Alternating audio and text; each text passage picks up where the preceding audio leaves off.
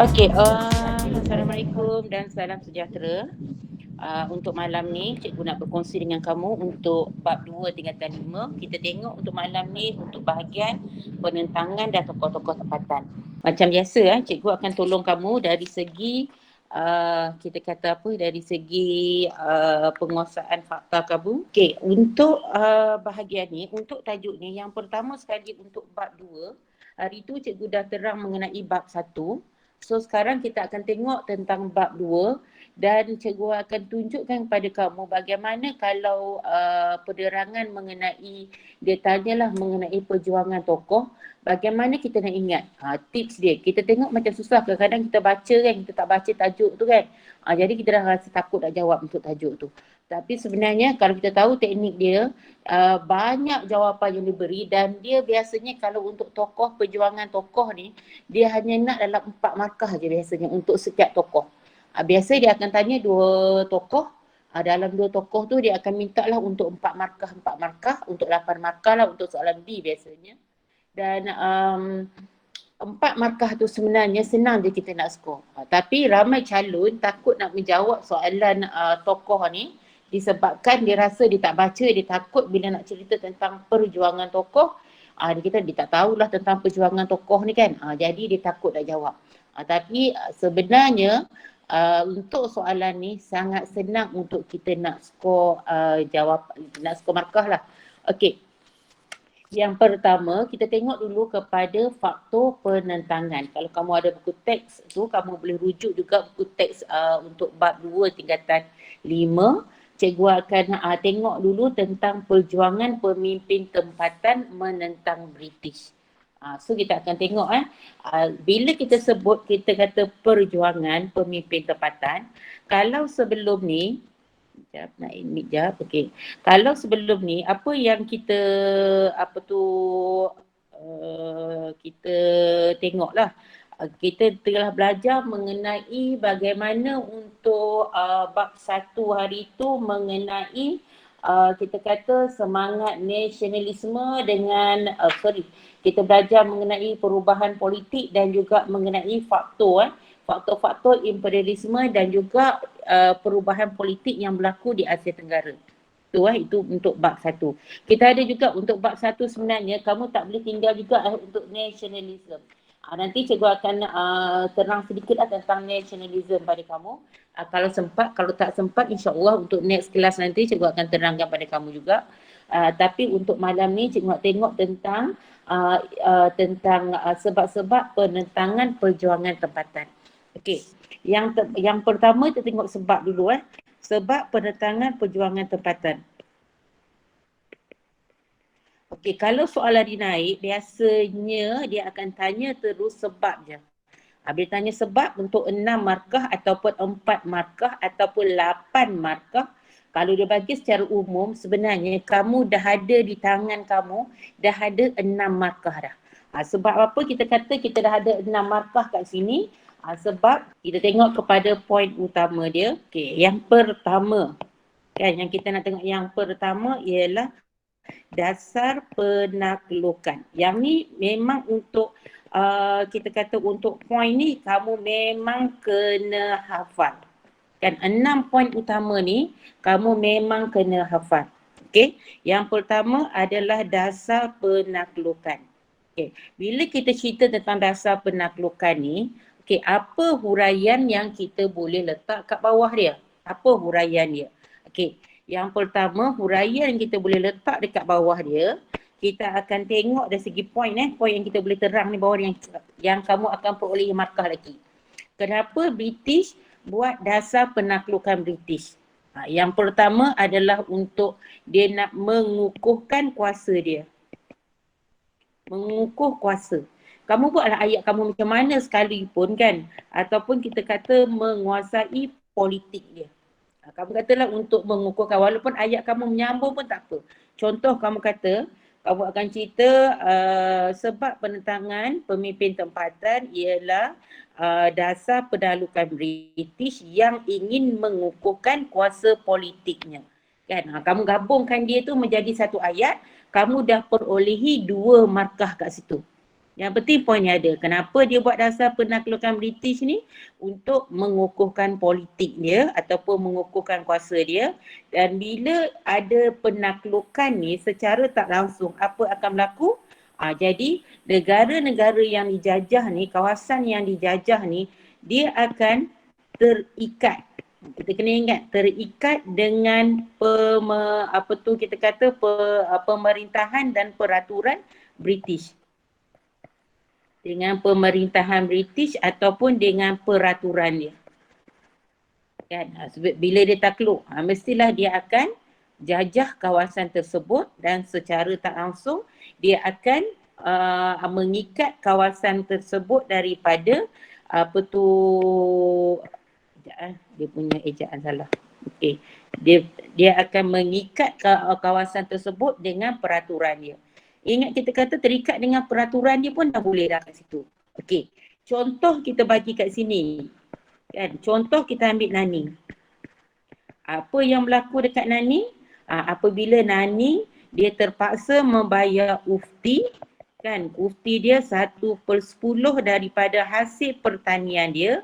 Maksud cukai dia ni, ufti ni cukai ni. Dia terpaksa bayar kepada Melaka. Ini contoh apabila Melaka telah dimiliki oleh British, apa yang British buat dia dapat daripada Belanda kan. Apa yang dia buat, dia telah kita kata mengukur kawasan.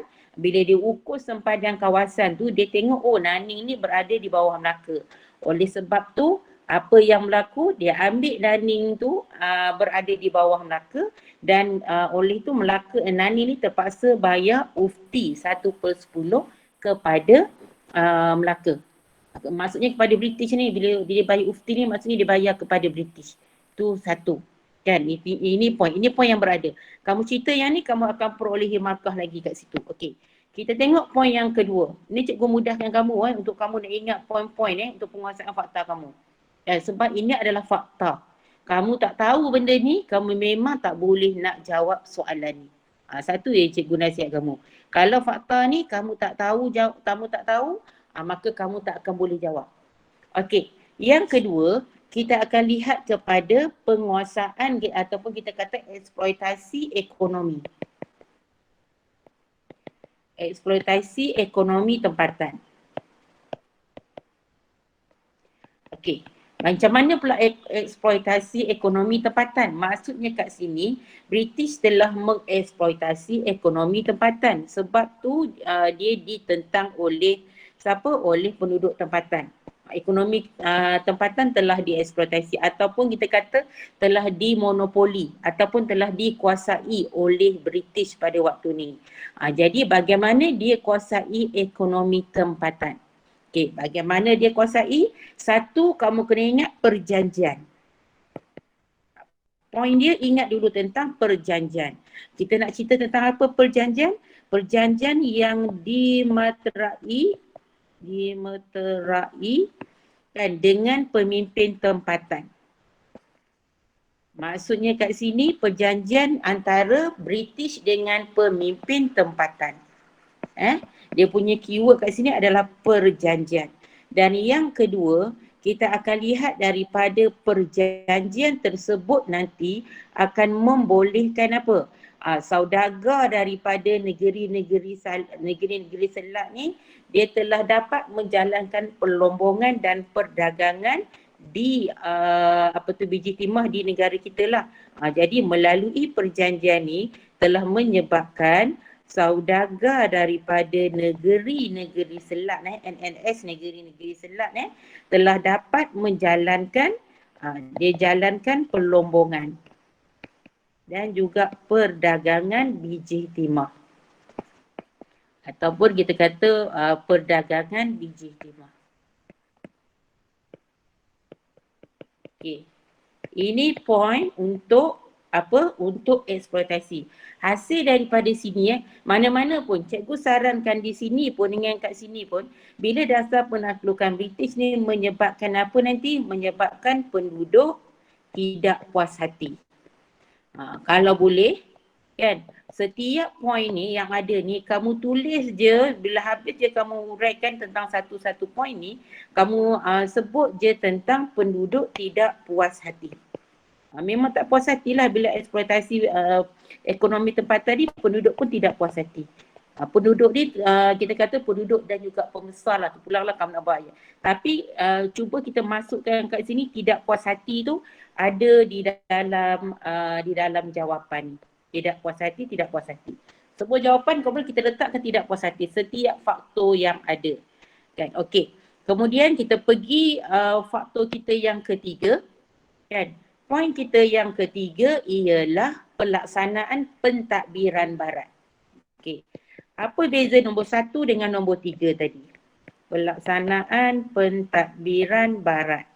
Apa beza nombor 1 dengan nombor 3? Siapa boleh bagi kat cikgu? Siapa boleh bagi jawapan? Apa beza pelaksanaan pentadbiran barat dengan dasar penaklukan barat? Oh, sekejap, ada ramai dah masuk ni.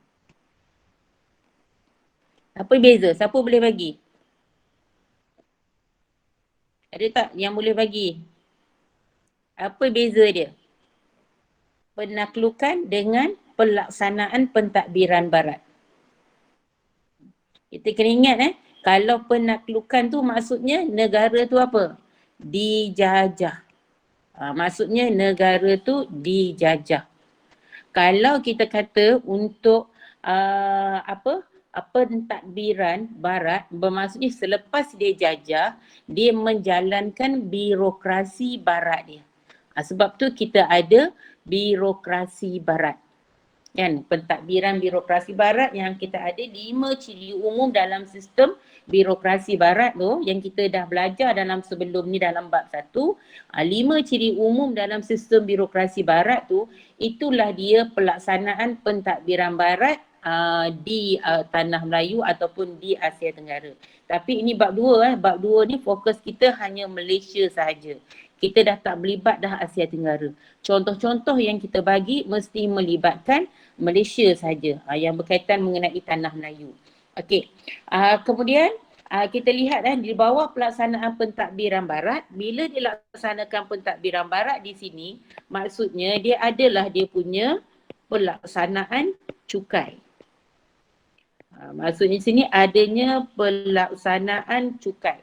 Bila cukai dilaksanakan, kan, ataupun kita kata undang-undang barat dilaksanakan, kan, undang-undang barat dilaksanakan, ataupun kita kata peraturan tanah yang dilaksanakan, kan, kesemua peraturan-peraturan ni kita kata akan membebankan rakyat. Jadi contoh, kalau kita nak pergi contoh kat sini, kita ambil lah contoh, kalau beri contoh kat Terengganu contohnya. Yang melibatkan apa contoh Terengganu ni? Yang melibatkan macam mana kita kata nak buka tanah mesti dapat kita kata kebenaran daripada pihak British dan tanah tersebut akan dikenakan cukai.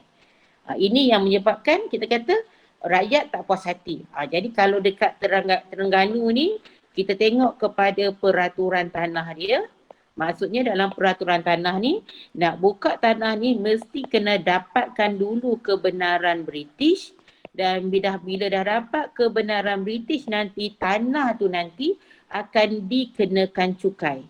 Akan dikenakan cukai tanah. Siapa kena bayar cukai tanah ni? Penduduk tempatan. Jadi ini akan menyebabkan penduduk tidak puas hati. Penduduk tidak puas hati. Ini kita kata sebab nak bawa kepada penekangan kan. Semua dia tak puas hati kat sini. Okay. Okey. Yang keempat kita lihat pula kepada faktor di mana adanya campur tangan British dalam adat resam tempatan. Campur tangan British dalam adat resam tempatan.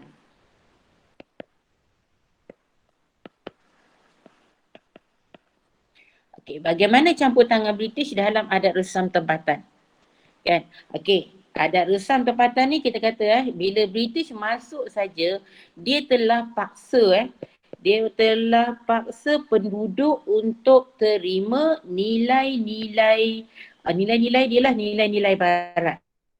So kat sini dia paksa penduduk terima nilai-nilai barat. Kan? So apa contoh yang dia telah masuk campur tangan? Kat sini kamu ambil peristiwa yang berlaku di Perak iaitu tentang JWW Bush. Jadi apa yang JWW Bush ni buat, dia telah kita kata campur dalam adat resam mengenai kita kata tentang hal orang suruhan. Dia nak hapuskan orang suruhan ni. Padahal kalau di tanah Melayu, kan orang suruhan ni adalah benda yang memang orang Melayu nak. Di tanah Melayu, kalau kita tengoklah, sebab dia anggap orang suruhan ni macam sistem perhambaan. Sistem perhambaan di tanah Melayu dengan di Eropah berbeza. Kalau di Eropah kita kata macam hamba dia macam hamba abdi tu. Kalau hamba abdi, start dia jadi hamba, kita kata dibawa hamba daripada Afrika ke mana, dibawa dekat Eropah, dikerja dekat ladang, dia jadi hamba kan. Dan selama-lamanya anak keturunan dia apa benda semua akan jadi hamba.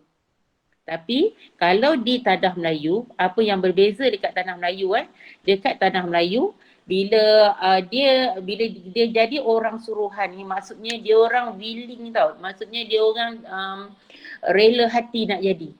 Kalau macam sistem orang suruhan atau perhambaan di tanah Melayu ni kita ada 3. Satu hamba biasa. Yang kedua hamba berhutang. Dan yang ketiga kita ada hamba diraja.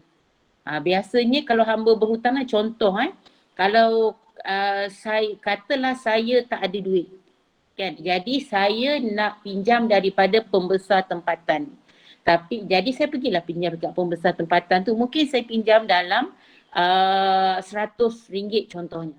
Kan? Tapi saya tak mampu nak bayar RM100 tu, balik tu duit tu saya tak mampu nak bayar. Jadi macam mana saya buat? Saya tawarkan saya kata mungkin dalam 3 bulan saya akan bekerja dengan pembesar tersebut tanpa perlu bayar upah, dan itu sebagai tanda apa? Saya nak menghapuskan hutang saya RM100 tadi. Jadi orang Melayu banyak digunakan istilah ni tau, digunakan cara ni untuk kalau dia menghadapi masalah ekonomi. Kan? Jadi oleh sebab tu kita lihat apa yang berlaku apa yang berlaku kita tengok sistem suruhan ni sebenarnya kita memang itu adalah amalan dah menjadi adat resam orang Melayu. Tapi JWW Bush ni dia telah apa? Dia telah langgar kat situ. Okey. Kemudian kita tengok pula kepada yang kelima. Kan, yang kelima kita lihat kepada pembesar tempatan hilang kuasa dan pengaruh. Pembesar tempatan hilang kuasa dan pengaruh. Nanti cikgu highlightkan yang mana keyword yang ada di dalam ni. Supaya senang untuk korang nak ingat tu. Tadi lupa tukar colour. Okey, pembesar tempatan hilang kuasa dengan pengaruh ni kita akan lihat di mana kalau dulu kita tengok kan mereka ni kawasan-kawasan ni pembesar ni telah diberi kawasan-kawasan tertentu untuk ditadbir oleh sultan. Tapi bila British masuk, apa yang British buat, daerah mereka ni telah diambil alih oleh siapa? Diambil alih oleh pegawai barat. Maksudnya dia ambil alih oleh British lah kat sini. Kan? Bila diambil alih oleh British ni, ini yang menyebabkan nanti pembesar-pembesar tempatan ni dia hilang kuasa. Akhirnya nanti menyebabkan mereka apa? Tidak puas hati. Bila dia orang tidak puas hati ni, akhirnya nanti dia orang menentang yang membawa kepada penentangan. Dan akhirnya diorang juga nanti akan mendapat sokongan daripada penduduk. Sebab penduduk ni dia memang taat kepada pemerintah tempatan dia. Okey, itu yang kelima dan yang akhir sekali yang keenam, poin yang keenam yang kamu wajib ingat ialah kesulitan penduduk. Bagaimana kita kata kesulitan penduduk ni? Kesulitan penduduk ni kita akan lihat kepada apa yang penduduk alami. Contohnya kat sini beban dengan kita kata undang-undang yang diperkenalkan oleh pihak British. Beban dengan undang-undang. Undang-undang apa? Contoh peraturan tanah. Satu lagi contoh cukai-cukai yang dikenakan. Kat sini kamu nak letak peraturan apa pun, contohlah peraturan tanah ke ataupun cukai ke, kamu boleh letak kat situ. Tak ada masalah kat situ. Dan daripada sini juga kita kata bila benda ni kita kata peraturan British, undang-undang British ni membebankan dia. Akhirnya kita tengok yang kita kata lah penduduk tadi yang dia setia kepada pembesar ni, inilah yang membawa kepada apa? Akhirnya nanti mereka telah kesannya mereka telah menentang penjajah. Menentang penjajah kat sini. Okey, jadi ini adalah 6 poin utama, di mana 6 poin utama ni, yang pertama kan kamu ingat dulu tentang dasar penaklukan British. Dasar penaklukan British untuk apa? Untuk kukuhkan kuasa politik dia. Itu satu. Kemudian dia terikat dengan apa? Terikat dengan peraturan. Kan? Contoh bagilah Naning kat sini. 1/10 daripada hasil pertanian dia mesti dibayar kepada Melaka. Di bawah British lah maksudnya. Yang kedua, kita ada ekonomi tempatan, eksploitasi ekonomi tempatan. Mana-mana pun kalau orang eksploitasi ataupun orang menguasai ekonomi kita, mesti kita marah. Jadi bagaimana eksploitasi ekonomi tempatan ini dibuat? Melalui perjanjian dengan pemimpin tempatan. Bila ada perjanjian dengan pemimpin tempatan ni, kita akan nampak di mana saraga-saraga NS ni lah nanti yang akan ambil alih tanah tersebut dan akhirnya dia menjalankan aktiviti perlombongan perdagangan biji timah ni. Siapa yang untung? Saudagar negeri-negeri Selat ni yang untung. Orang Melayu pada waktu ni dia banyak pajak tanah kepada saudagar luar. Kan? Dan daripada sini juga menyebabkan nanti penduduk tak puas hati. Kan? Okey. Kemudian yang ketiga kita lihat kepada pelaksanaan undang-undang pentadbiran barat. Ingat pentadbiran barat ni kita lebih ni dia kepada apa tadi cikgu kata? Birokrasi barat.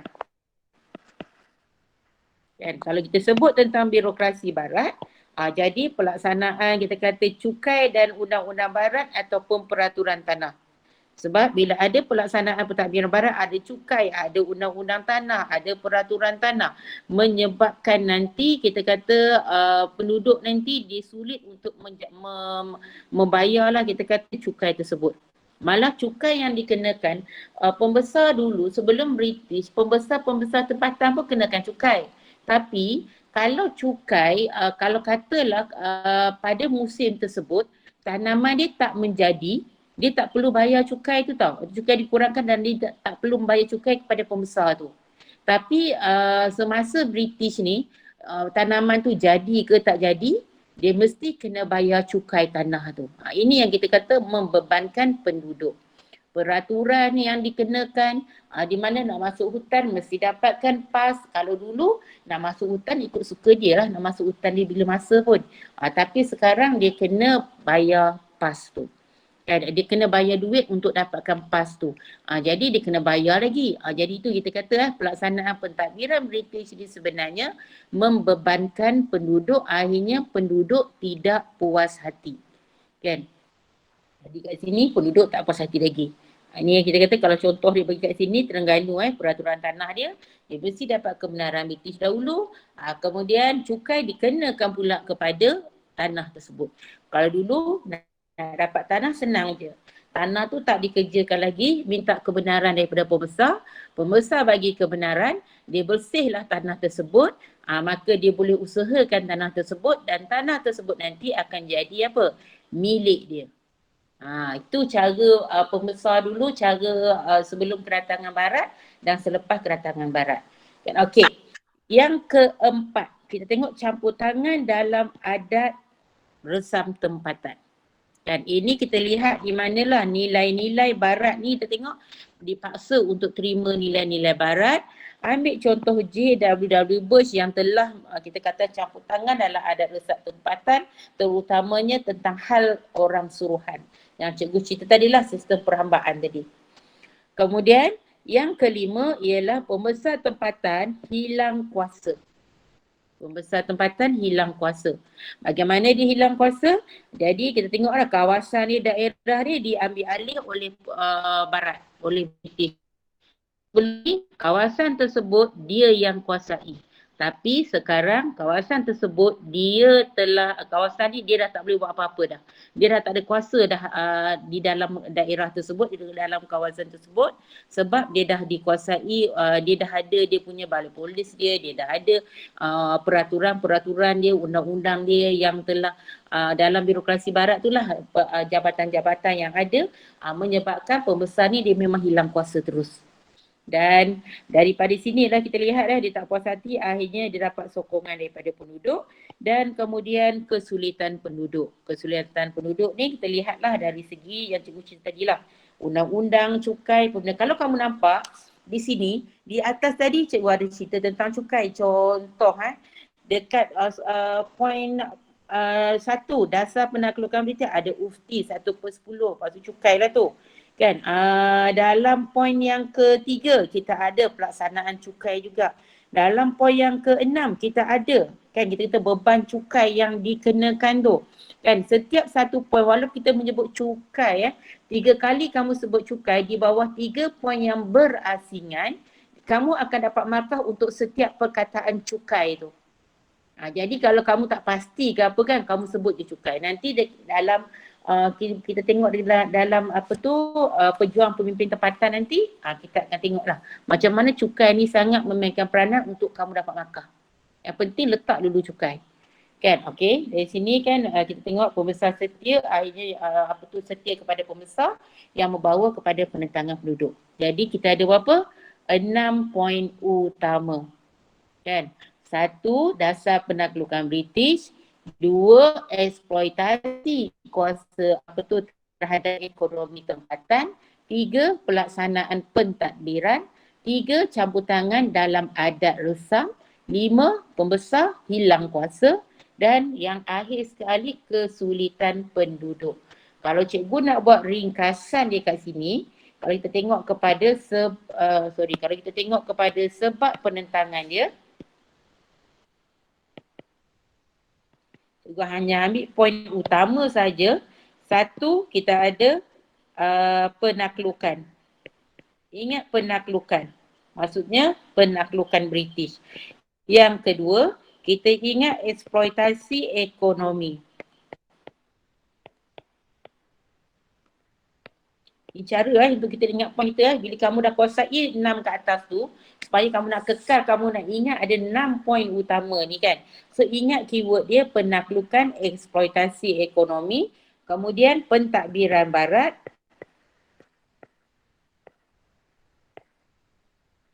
yang ketiga, yang keempat, campur tangan dalam adat,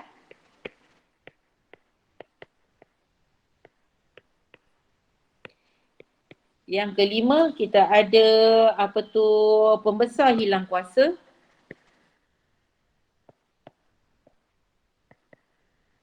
Dan yang keenam, kesulitan penduduk. Ini ringkasan lagi daripada situ. Penaklukan, kalau cikgu biasanya penaklukan dengan pentadbiran barat tu automatik cikgu akan ingat dah. Kan, cikgu akan pergi bawa yang pentadbiran barat tu pergi kepada nombor 2. Kan, lepas penakluk, lepas dia takluk, dia mesti apa? Tadbir. Bila dia takbir, dia mestilah guna pentadbiran barat dia. Itu cara kita nak ingat. Mula-mula dia takluk dulu. Bila dia takluk, kan? Kat sini mula-mula dia takluk dulu. Bila dia takluk, lepas tu dia akan apa? Dia takbir. Maka dia akan buatlah pentadbiran barat dia. Maksudnya macam tu. Kan? Bila dia buat pentadbiran barat dia, kat sinilah kita akan tengok bila dia takbir ni akan menyebabkan apa? Pembesar hilang kuasa. Kan, bila dia dah pegang kuasa, jadi pembesar hilang kuasa. Bila pembesar hilang kuasa, akan menyebabkan apa? Ekonomi tempatan, dia mula, eksploitasi ekonomi tempatan. Eksploitasi ekonomi.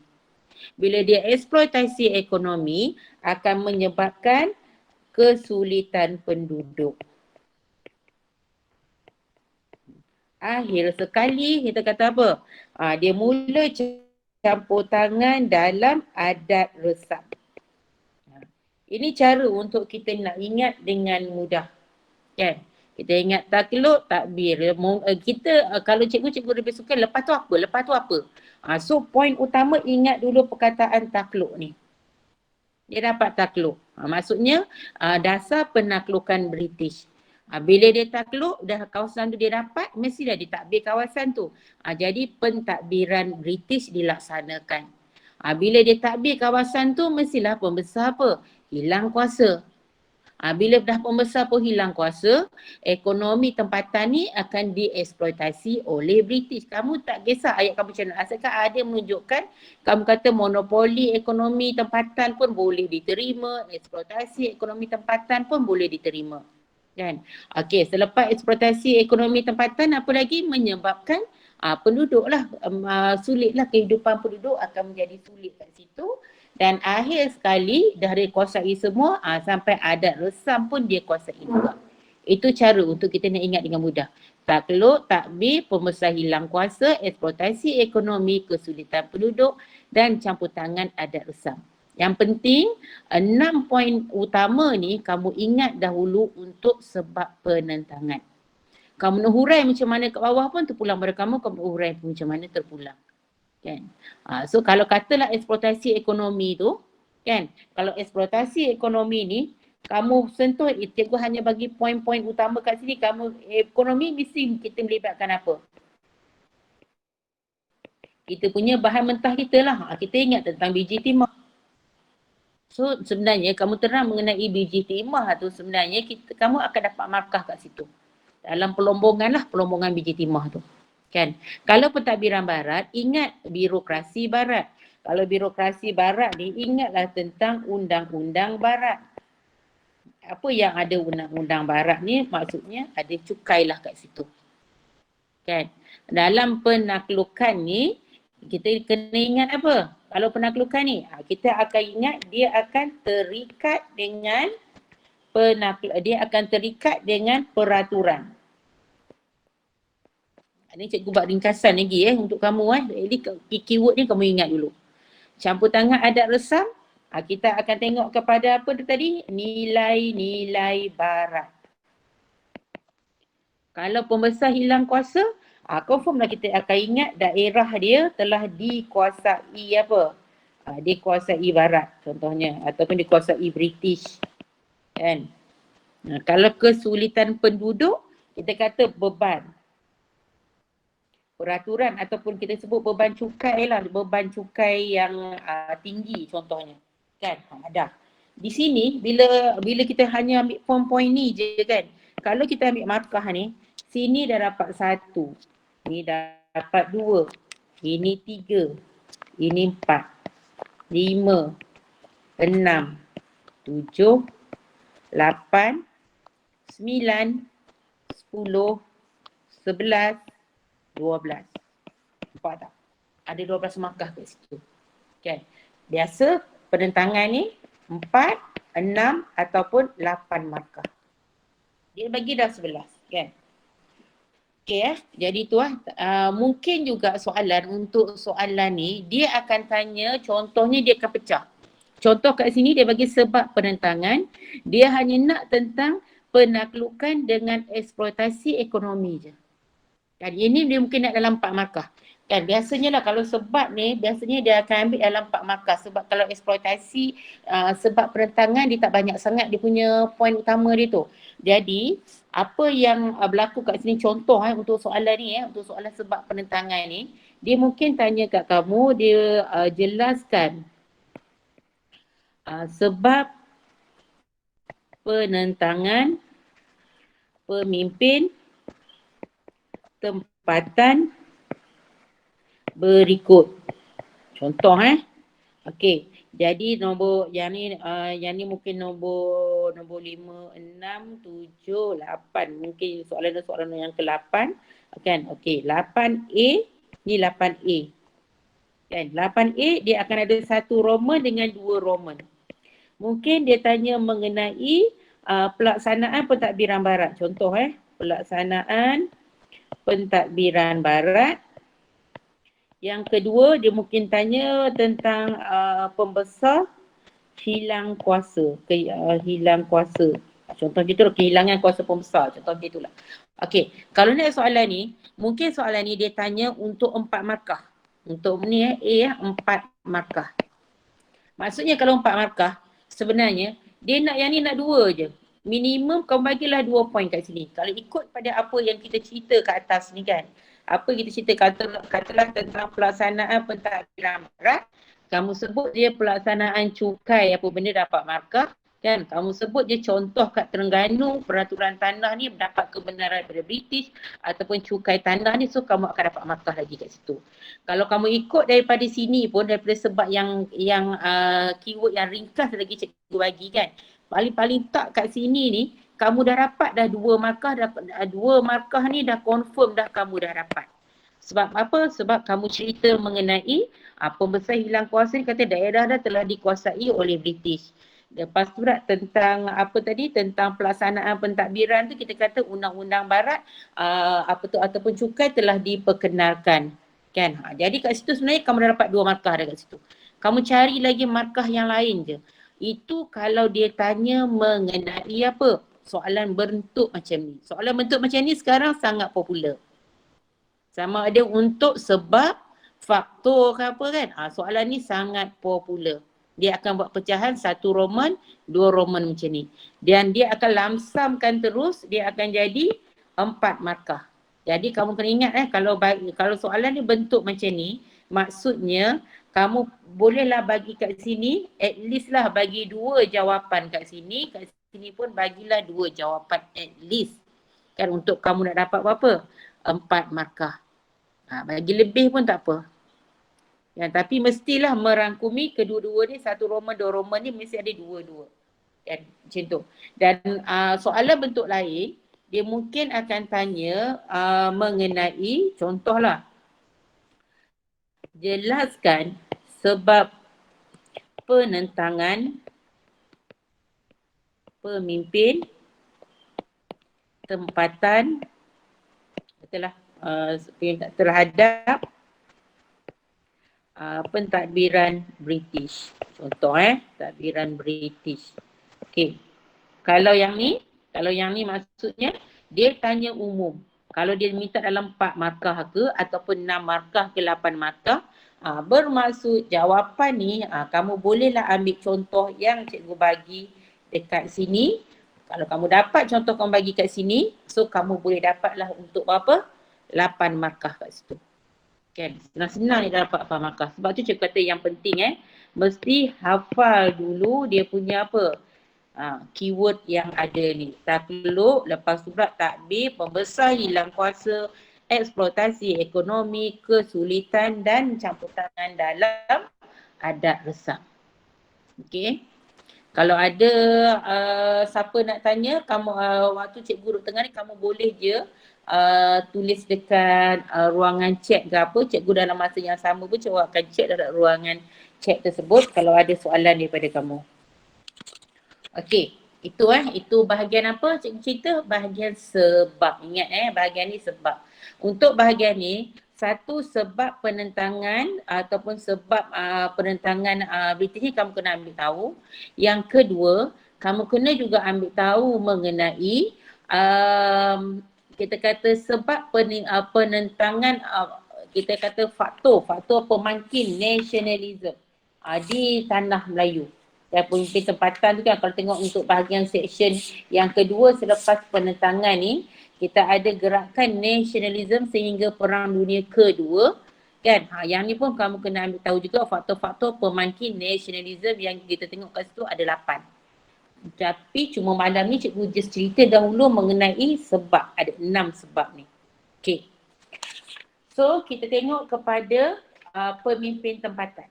Macam mana kita nak ingat perjuangan pemimpin tempatan. Yang ni cikgu just fokus kepada tajuk pemimpin tempatan yang difokuskan untuk kamu pada tahun ni. Contoh yang antara tajuk fokusnya adalah tentang Dul Said.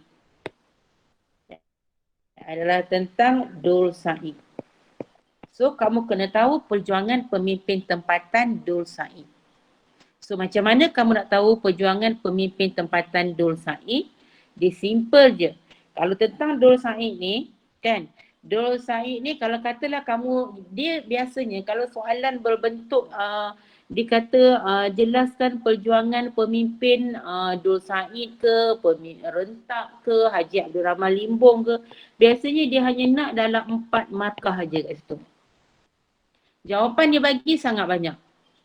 Yang ni dia, kamu boleh merangkumi untuk ni, kamu boleh tengok pada sebab dia, peristiwa dia, dan akhir sekali apa kesudahan dia apa. Ini kita kata apa ni, kesudahan dia tu akhir penentangan dia lah, apa yang berlaku. Akhir penentangan dia. Apa berlaku dekat pemimpin tempatan ni. Kan? Jadi sebab kenapa Dul Said menentang? Sebab ini tentang perjuangan pemimpin tempatan. So kenapa Dul Said menentang? So ingatlah 1/10 daripada apa? Hasil yang dikenakan sebagai ufti tu.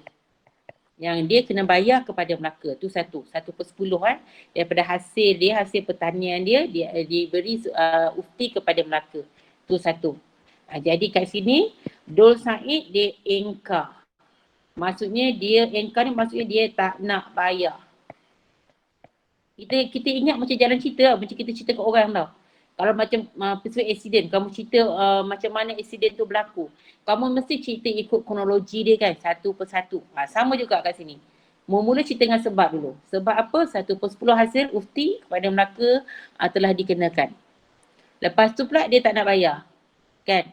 Bila Dul Said tak nak bayar, kat sini kita lihat kan, adalah sikit tahun dah, 8 cikgu letak je tahun kat sini untuk sebagai ni kita. Kalau kamu tak ingat tahun pun tak apa. Jadi kita kata bila dia menentang tu, akhirnya bila dia menentang British, apa yang berlaku? Apa yang berlaku kat situ kita tengok penghulu Dul Said ni, dia telah kita kata apa, British ni kita kata hantar tentera lah kita kata kan untuk menentang Dul Said ni. Tapi kat sini kita tengok di start dengan British hantar tentera. Dia macam jalan cerita je. British hantar tentera kan untuk kita kena nak tangkap Dul Said lah, lebih kurang macam tu. Kan?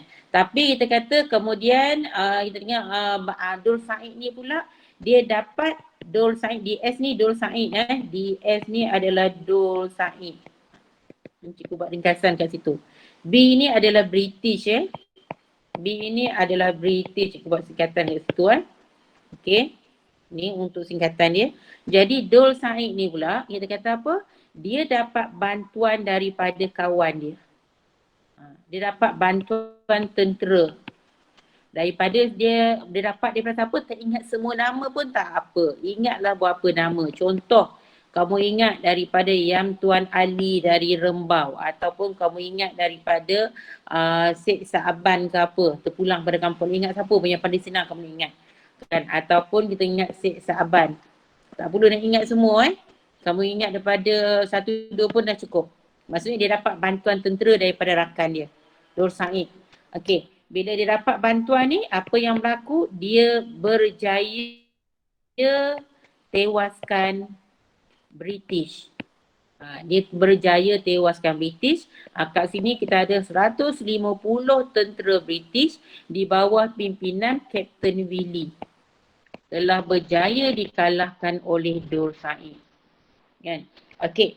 Kemudian kita tengok pula 1832, British tak puas hati ni. Dia kalah pada peringkat yang pertama. Okey. Peringkat yang kedua, British telah menghantar 1,500 tentera untuk serang Nani. Kan? Pada waktu ni, Dul Said tak dibantu dah. Sebab British dah bagi warning dah dekat pembesar-pembesar yang bantu dia. Dan akhirnya, Dul Said kalah. Bila dia kalah, dia serah diri dan dibawa ke Melaka. Okey. Apa yang cikgu nak tunjukkan kat sini kan? Dia macam jalan cerita tau. Jalan cerita maksudnya sebab. Kita tengok dulu ini kita kata sebab. Okay.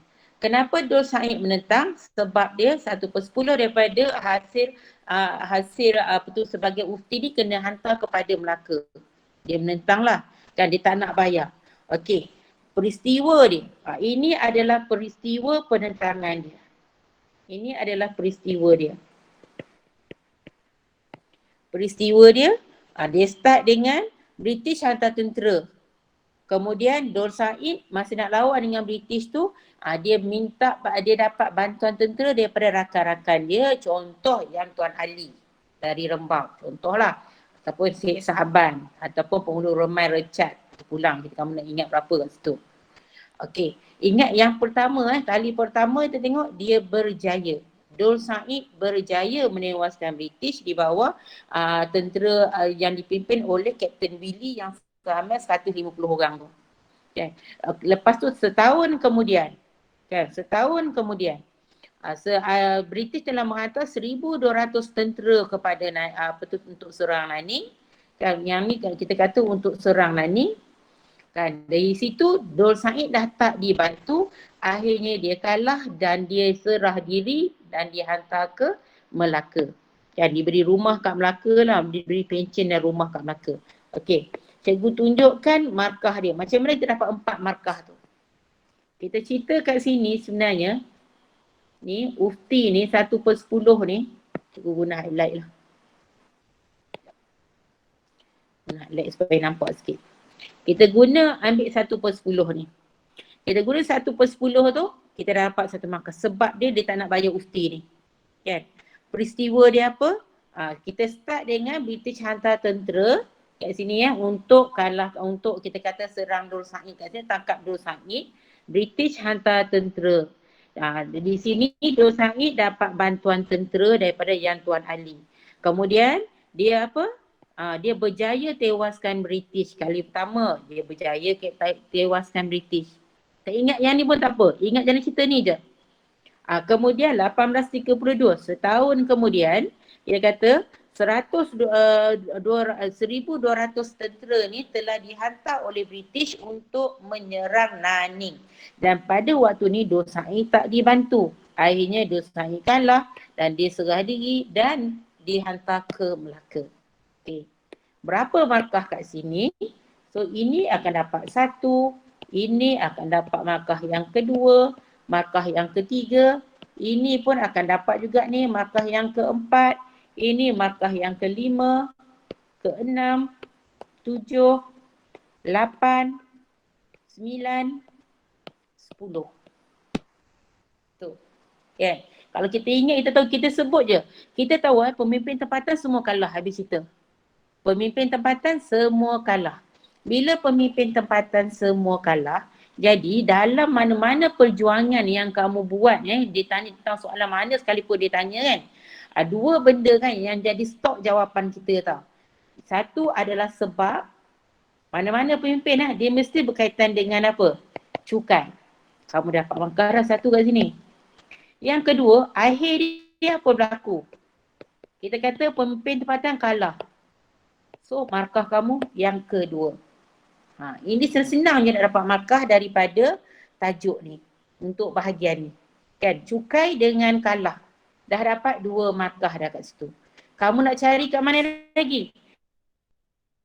Mungkin naik kamu kata contohlah, kita kata menyerang. British menyerang kembali. Kau tak sebut pun kata 1,200, kita British menyerang Nanning. Dah boleh dah dapat markah pun. Yang penting kamu ingat je jalan cerita dia.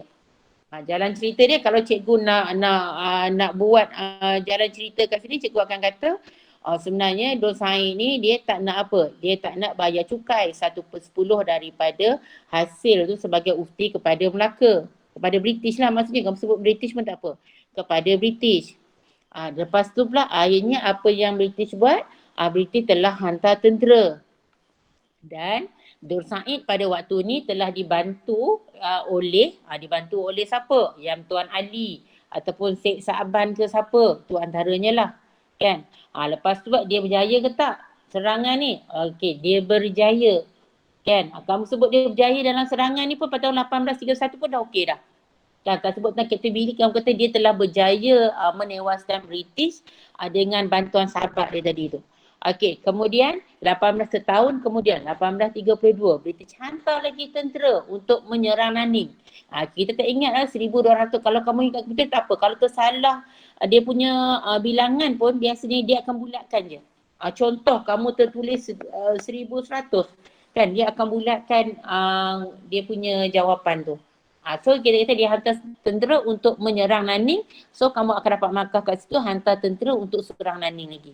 Kan, kemudian pada waktu ni Dor Said tak dibantu, akhirnya Dor Said kalah, dia serah diri dan dia bawa ke Melaka. Itu dia. So kita buat macam satu jalan cerita untuk kita nak ingat. Kita ingat keyword tu, kita nak ingat tu. Dan kalau tahun dia pun dia senang ingat. Sebab kamu apa? Kamu berpegang pada satu tahun je. 1831. Tapi kalau tak ingat tahun pun tak apa. Kamu katalah pada mulanya British telah hantar tentera. Kan? Buat macam tu pun tak apa. Tak ada masalah. Kalau tak ingat tahun 1831 ataupun 1832. Okay? Itu tentang Dor Said. So kalau 4 markah, dah berapa markah dah kamu boleh dapat daripada sini. So kita pergi pula, cikgu pilih lagi tokoh yang utama di dalam bahagian ni adalah Rentak. Okay. Bagaimana pula dengan Rentak? Kan? Okay, kalau dengan Rentak, apa yang berlaku dekat Rentak? Kan, yang pertama kita tengok Rentak ni dia melibatkan James Brooke.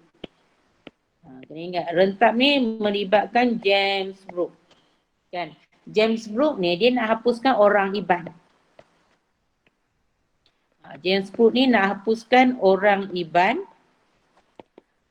So kalau kamu tak ingat tempat di Sungai Sakrang, tak apa. Kamu kata dia nak hapuskan kaum Iban. Sebab apa? Sebab dia anggap kaum Iban ni sebagai apa? Iban ni sebagai lanun. Jadi dia pun nak hapuskan orang Iban kat situ. Ini adalah penyebab dia. Kan?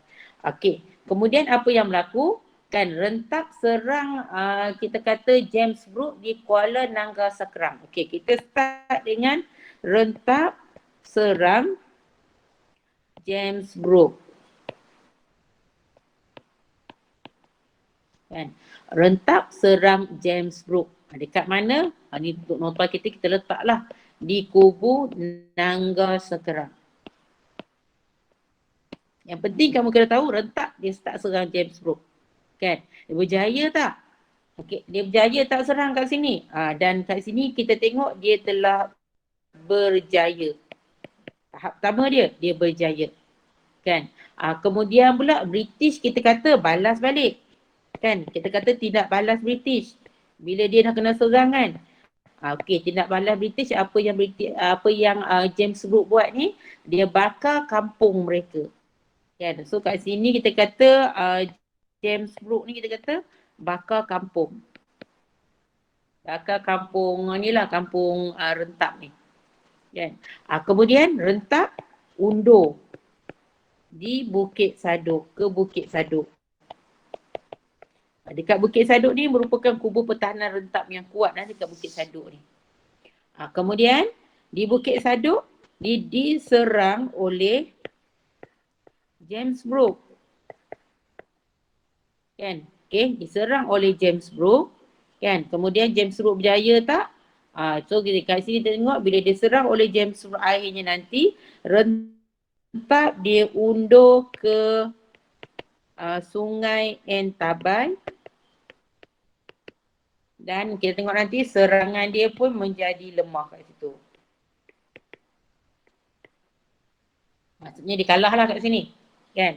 Okay. Mana kita nak dapat 4 markah tu? So 4 markah tu kita lihat sebab dia dulu. Apa sebab dia?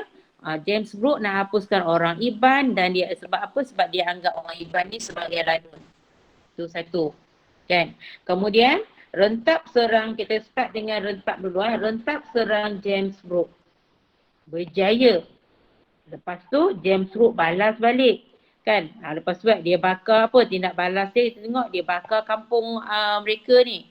Kan? Kemudian bila James Brooke ni kita bakar kampung, kita tengok apa yang berlaku dekat Rentak. Rentak nanti dia undur ke Bukit Saduk. Ini undur ke Bukit Saduk. Bukan dia ke Bukit Saduk. Kan? Lepas tu diserang lagi oleh James Brooke. Akhirnya dia undur ke Entabai dan pentadbiran serangan dia nanti menjadi lemah. Itu yang kita kata dekat rentap. Kita nak hanya 4 markah saja yang kita nak. So mana 4 markah kita nak. Kadang-kadang hapuskan orang IBAN dengan ni dia boleh jadi 2 ataupun 1. Itu tengok pada keadaan lah berapa markah yang dia akan bagi kat situ. Jadi kita ingat ni, James Brooke mula-mula tu untuk rentap ni kita kena ingat rentap serang James Brooke tu satu. Berjaya dalam serangan ni. Tidak balas James Brooke bakal kampung rentap ni. Kemudian dia undur ke Bukit Saduk. Kan berlaku juga kita kata pertempuran dekat Bukit Saduk tu. Ini kita diserang oleh James Brooke dekat Bukit Saduk ni. Kemudian dia undur dekat Sungai Intabai. Dan itu yang kita hanya nak dalam apa? 4 markah sahaja kat situ. Kan? Kalau kamu tak dapat bagi 4, bukan dapat bagi 3 pun cukup lah. Kan? Cikgu dah kata kan, apa-apa dia mesti apa? Satu, dia nak sebab dia. Cuma untuk rentap ni dia special sikit. Kalau kita tengok sebab majoriti daripada pemimpin tempatan ni kan, terutamanya dekat Tanah Melayu ni disebabkan oleh cukai. Tapi kalau dekat Sabah Sarawak ni lain, kawasan ni diambil sebagainya. Dia lain sikit. Jadi kalau kat rentap ingat sebab apa? Sebab orang Iban ni dianggap sebagai lanun. Lepas tu berlakulah kat situ perang antara rentap dengan James Brooke. Yang akhirnya membawa kepada kekalahan rentap. Tak kalah juga rentap ni. Sebab dia undur dekat Entabai. Tu macam mana untuk kita nak ingat tentang apa? Tentang rentap. Ingat macam jalan cerita. Macam mana cikgu kata kat atas tadi, ingat bagaimana Dul Said jalan cerita dia, apa jalan cerita dia. Rentap pun sama juga. Macam mana kita ingat jalan cerita dia, oh rentap ni sebenarnya James Brooke ni kita kata nak hapuskan orang Iban. Sebab apa? Sebab dia anggap orang Iban ni sebagai lanun. Lepas tu apa yang rentap buat? Rentap serang James Brooke dekat kubu Nanggal Sekerang ni. Dan dia berjaya pun. Tindak balas James Brooke pula serang balik. So dia bakar kampung rentap ni. Jadi rentap undur dekat Bukit Saduk. Diserang lagi oleh James Brooke. Akhirnya rentap undur pula dekat Sungai Entabai. So serangan dia menjadi lemah. Tu macam mana kita nak ingat untuk rentap. Okey, kita pergi satu negeri yang lain iaitu dekat Sabah. Kalau untuk Sabah pula, dia akan melibatkan siapa? Akan melibatkan Mat Salleh. Kadang-kadang soalan, dia akan minta untuk kita bagi peristiwa penentangan di Sarawak, satu Roman macam soalan macam tadi soalan macam yang cikgu tunjuk tadi ni, contoh macam soalan 8A tadi ni, satu Roman di Sarawak, 2 Roman dekat Sabah. Jadi kalau dia bagi macam tu je, so kamu boleh bagi sama ada nak bagi rentap, kalau kat Sarawak nak bagi rentap ke, nak bagi Syarif Masaho ke, nak bagi Linggir ke apa, kamu boleh bagi kat situ. Kan? Kalau kat Sabah, kita hanya ada Mat Salleh je lah kat sini. Kan? Okey, Mat Salleh pula cerita tentang dia adalah pembesar di kawasan Tambunan. Cikgu guna pen hitam pula kat dia. Okey, dia merupakan pemerintah Tambunan. Sama juga bila kita kata di Mat Salleh ni di Sabah ni, dia melibatkan SBUB Dia melibatkan kuasa SBUB. Jadi SBUB ni pula dia dah menduduki kawasan pengaruh Mat Salleh. Jadi SBUB ni dah duduki kawasan dia. Bila dia duduk kawasan Mat Salleh ni, confirm lah Mat Salleh ni akan jadi apa? Akan marah. Kan? Jadi bila Mat Salleh ni marah, apa yang Mat Salleh ni buat? Kan? Sebelum tu. Bila SBUB duduk kawasan Mat Salleh ni, SBUB juga telah laksanakan sistem cukai. So kita tengok SBUB, dia duduk kawasan ni, kemudian dia laksanakan cukai. Dia laksanakan cukai kepala dan juga cukai kita panggil dan juga surat perahu. Ini yang kita kata yang membebankan penduduk. Kan? Lepas tu pula Mat Salleh ni, dia sebenarnya dia cuba nak pergi berunding tau. Dia cuba nak pergi berunding. So, kita tengok ni dia pergi berunding tapi pegawai kita kata syarikat ni, Pegawai SBUB lah kiranya, pegawai syarikat ni SBUB lah. Dia bersikap kasar. Bila bersikap kasar ni kan, ini yang menyebabkan kita kata rundingan tu nanti kita kata ni lah macam kita tak pergi ke mana lah kat situ. Kan? Kemudian Mak Saleh ni kesandakan pula. Kan? Nak berunding lagi ni. Jadi Mak Saleh ni dia kesandakan. Di sini apa yang dia buat? Dia cuba berbincang dengan SBUB. Dia nak bincang dengan SBUB. Tapi apa berlaku? Dia tak dilayan. Ini cerita ni. Kita buat macam jalan cerita je. Dia tak dilayan. Lepas dah tak dilayan. Lepas tu Gubernur Beaufort pula buat apa pula? Telah serang dan bakar kampung dia. Serang dan bakar kampung dia.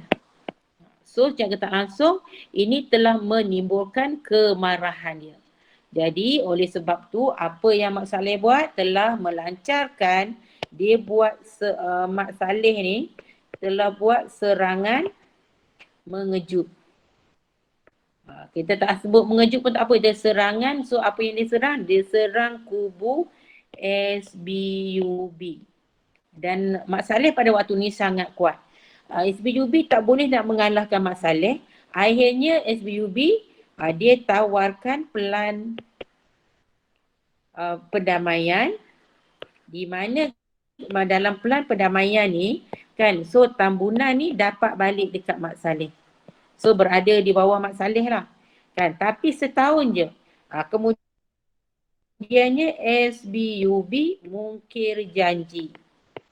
Kan, mungkir janji apabila mereka apabila kita tengok mereka ambil balik kawasan Tambunan tersebut, menyebabkan nanti Mak Saleh nanti serang SBUB kan. Tapi walau bagaimanapun kita lihat bila dia diserang SBUB, kemudian dibalas oleh SBUB balik, dan Mak Saleh pada waktu ni dibalas balik. Kat sini kita lihat apa? Mak Saleh kalah dalam pertempuran. Itu jalan cerita tentang Mak Saleh. So jalan cerita Mak Saleh, dia merupakan pemerintah dalam Tambunan.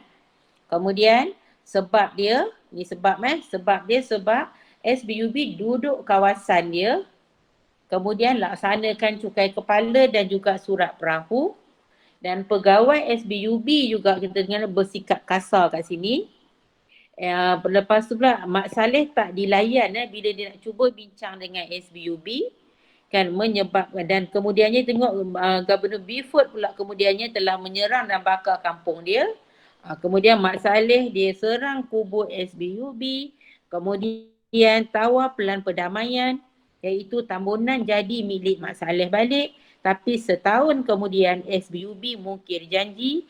Kemudian Mak Saleh serang, maksudnya dia ambil balik Tambunan dia serang, dibalas balik, dan akhirnya Mak Saleh kalah. So kat sini macam yang tadilah, ada cukai kan. Sebab apa dia menentang? Sebab dia ada cukai juga, cukai kepala dan juga surat perahu. Sebab apa satu lagi? Sebab kawasan dia. Ejaan Mak Saleh. Sebab kawasan dia juga kawasan dia kita tengok telah diambil oleh SBUB. Itu ini kita kata poin yang kamu nak ingat. Yang perlu kamu masukkan biasanya yang ni hanya 4 sahaja. Katalah kamu skip. Contoh kamu kata kamu sebab. Ambil dulu sebab dia. Ambil yang ni dulu. Kan, duduk kawasan sebab kawasan Mak Saleh telah diduduki oleh SBUB dan pelaksanaan cukai yang telah dikenakan. Pegawai dia, okey, peristiwa dia. Ini adalah peristiwa dia. Kan? So apa peristiwa dia? Peristiwa dia SBUB sikap kasar. Mak Saleh pergi bincang dengan SBUB, tak dilayan. Kemudian Gubernur Beaufort pula serang dan bakar kampung dia. Dah dapat nampak markah pun. Kamu belum lagi bercerita mengenai Mak Saleh kalah. Belum lagi kamu cerita, katalah kamu buang. Kalau kamu cerita tentang sebab dia dulu. Lepas tu kamu kata Mak Saleh kita kata bincang semua tapi tak dilayan. Kamu tak ada, Gubernur Beaufort diserang bakar kampung, tak ada. Kemudian kamu kata berlaku serangan antara Mak Saleh dengan SBUB.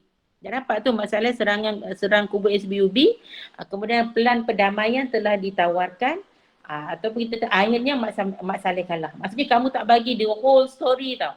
Kamu yang penting masukkan 4 ataupun 5 poin di dalam ni, automatik dah kamu dah dapat full mark. So kalau kita tengok pada skema dia sangat banyak untuk kau dapat 4 markah. Kan? Sebab tu cikgu kata untuk tajuk ni ingat jalan cerita. Kamu kalau bila kamu nak hafal tentang tajuk ni, kamu buat macam satu jalan cerita.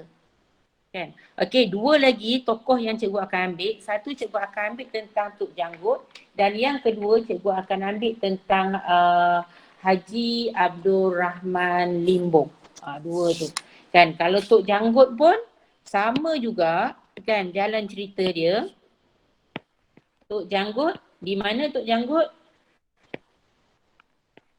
Sekejap, ada yang nak masuk.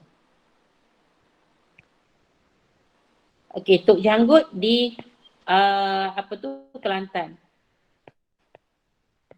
Okey, tengok dulu sebab. Apa sebab Tok Janggut yang menentang? Mestilah sebab apa? Sistem cukai yang dikenakan. Yang dikatakan yang membebankan. Jadi Tok Janggut dia tak nak bayar macam Dul Said. Tak nak bayar. Jadi apa yang berlaku kat situ? Dia hantar bantahan. Tapi tak diterima oleh British. Kan? Ataupun kita kata diterima oleh pegawai daerah kat sini. Pegawai daerah mana? Kalau Tok Janggut, kawasan dia mana? Di Pasir Putih. Kan? Kalau pegawai daerah di Pasir Putih lah. Kan? Kemudian diarahkan pula polis untuk tangkap Tok Janggut. TJ untuk Tok Janggut TJ untuk Tok Janggut. Tapi gagal. Okay, lepas tu start daripada ni kita tengok apa yang berlaku peristiwa dia kan, apa lagi yang berlaku 1915 ni. Kita lihat ada Engku Besar Jeram, Tuan Ahmad, Penghulu Adam. Lepas tu kita ada Haji Ahmad, Cik Ishak, penduduk tempatan serang Pasir Putih dan mereka berjaya duduki kawasan tersebut. Bersama-sama dengan Tok Janggut lah. Okey, tokoh ni ramai. Jadi cikgu nasihatkan tokoh ni yang kamu boleh ingat ialah tentang Engku Besar Jeram. Lepas tu kamu boleh ni 2 nama ni iaitu Cik Ishak. Sebab apa? Sebab kita nak pakai nama ni lagi. Antara betul berbubuh lagi air dia sekali adalah penduduk tempatan. Apa yang mereka buat? Mereka serang Pasir Putih dan mereka berjaya. Bila berjaya, kat sini, Engku Besar Jeram ni telah dilantik menjadi raja di Pasir Putih ni. Tok Janggut jadi Perdana Menteri. Kemudian siapa lagi? Cik Ishak. Sebab tu cikgu suruh ingat nama ni. Cik Ishak ni pula menjadi siapa dia? Pegawai daerah. Maksudnya pegawai daerah Pasir Putih. Tapi tak tahan lama pun. Kan kejap je. British dia guna balik kan apa yang tindak balas daripada British ni. Kan British. Sekejap ada kawan nak masuk. Okay. British dia gunakan apa? Dia gunakan nama Sultan. Bila digunakan nama Sultan, nanti penduduk macam penentang ni dia akan orang kata susah sikit lah nak menentang sebab pantang orang Melayu derhaka kepada Sultan. Kan dekat Terengganu pun sama guna nama Sultan. Dia menggunakan nama British gunakan nama Sultan, ada 2 negeri yang dia guna. Satu dekat Kelantan, satu dekat Terengganu. Ingat dia menggunakan nama Sultan dan satu lagi dia ambil tentera daripada negeri-negeri selat. Kat situ. Kan? Okey. Kita kalau ingat tentang kapal HMS Catmus apa benda mendarat dekat tempat tak, kalau ingat just ingat this yang ni pun dah okey dah. Kan? Okey, kemudian apa lagi yang berlaku? So daripada sini Mei 1915 apa yang berlaku Jadi British telah serang Saring. Bila dia serang Saring kita tengok Tok Janggut telah kalah. Bila dia serang Sari ni, dia tengok ni kan. So Tok Janggut kalah. Sebab apa Tok Janggut kalah kat sini? Sebab tentera British lebih teratur, tu satu, dan juga dia menggunakan senjata moden kat situ. Kan? Jadi Tok Janggut kalah kat sini. Jadi apa berlaku?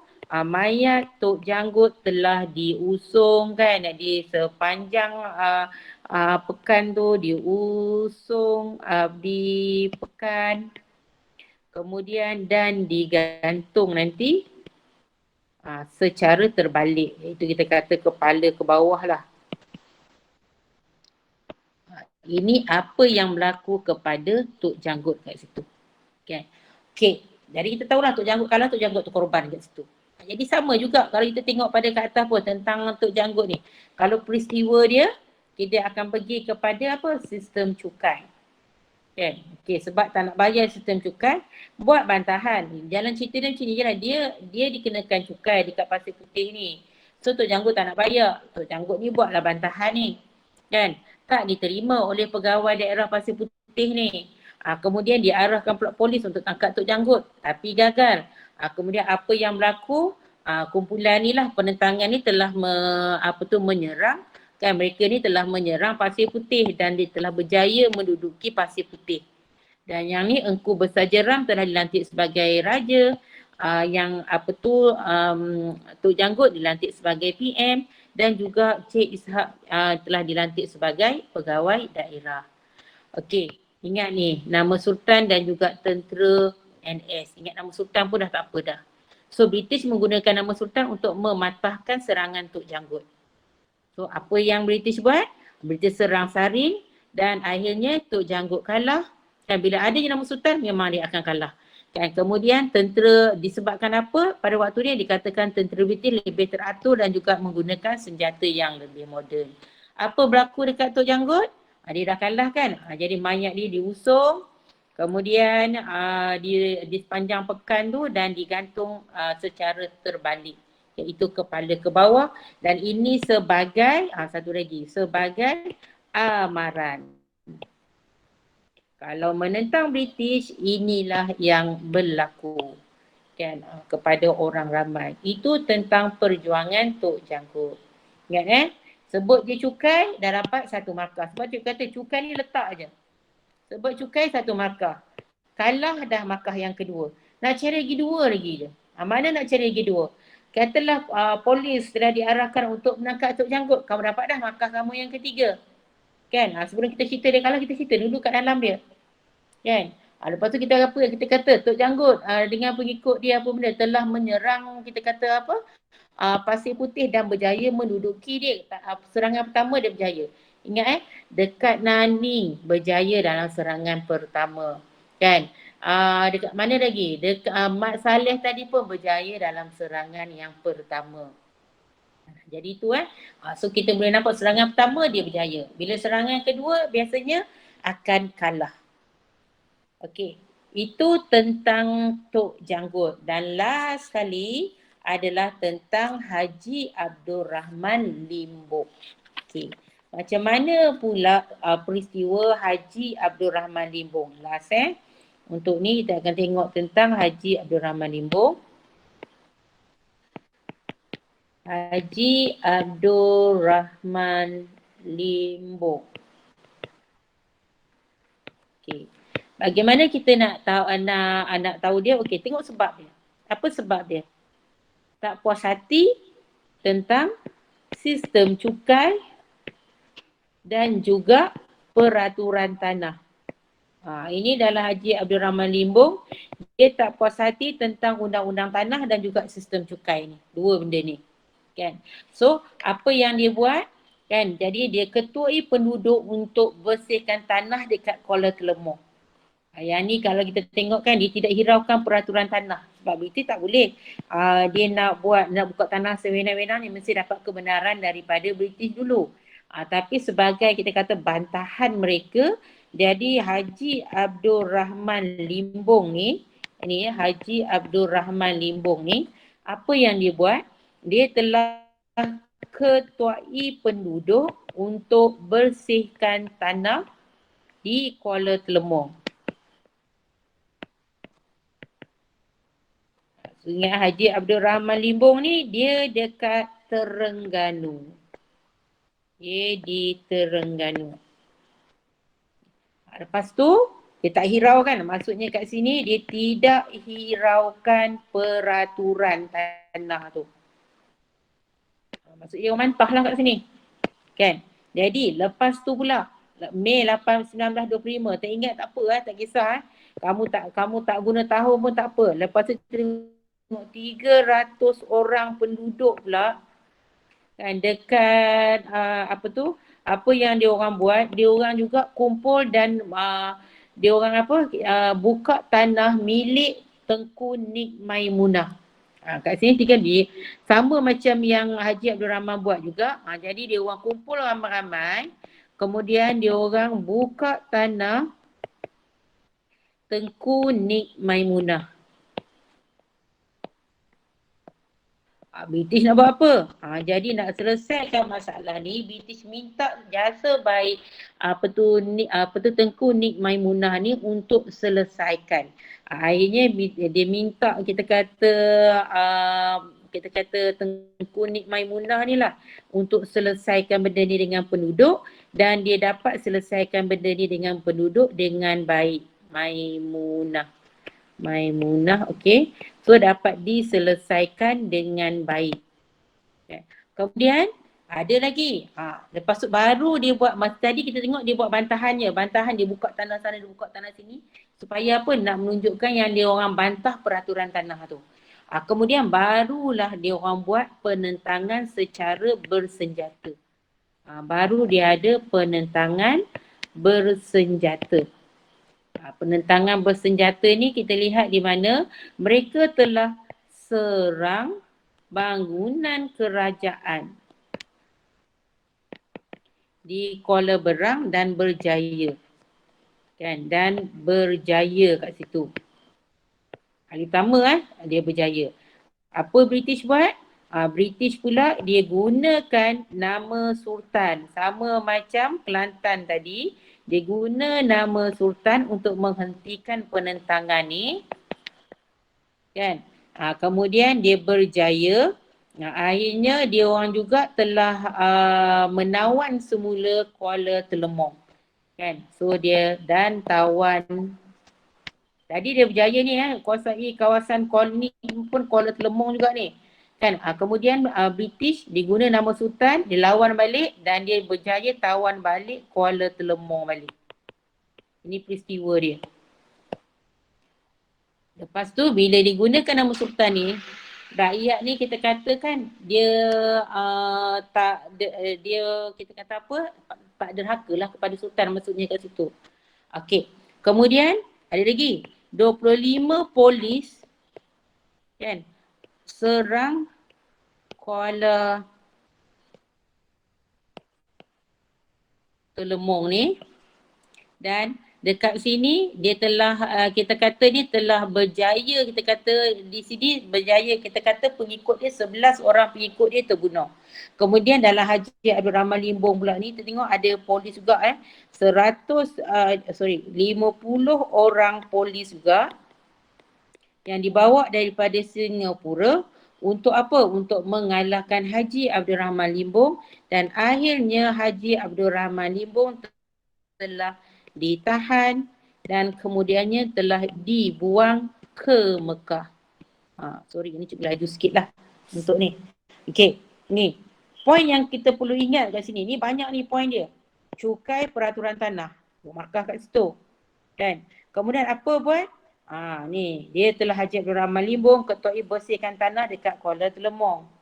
Kan? Sebab apa? Sebab nak menunjukkan bantahan dia tu. Kemudian 300 orang penduduk kumpul, buka tanah dekat Tengku Nik Maimunah pula.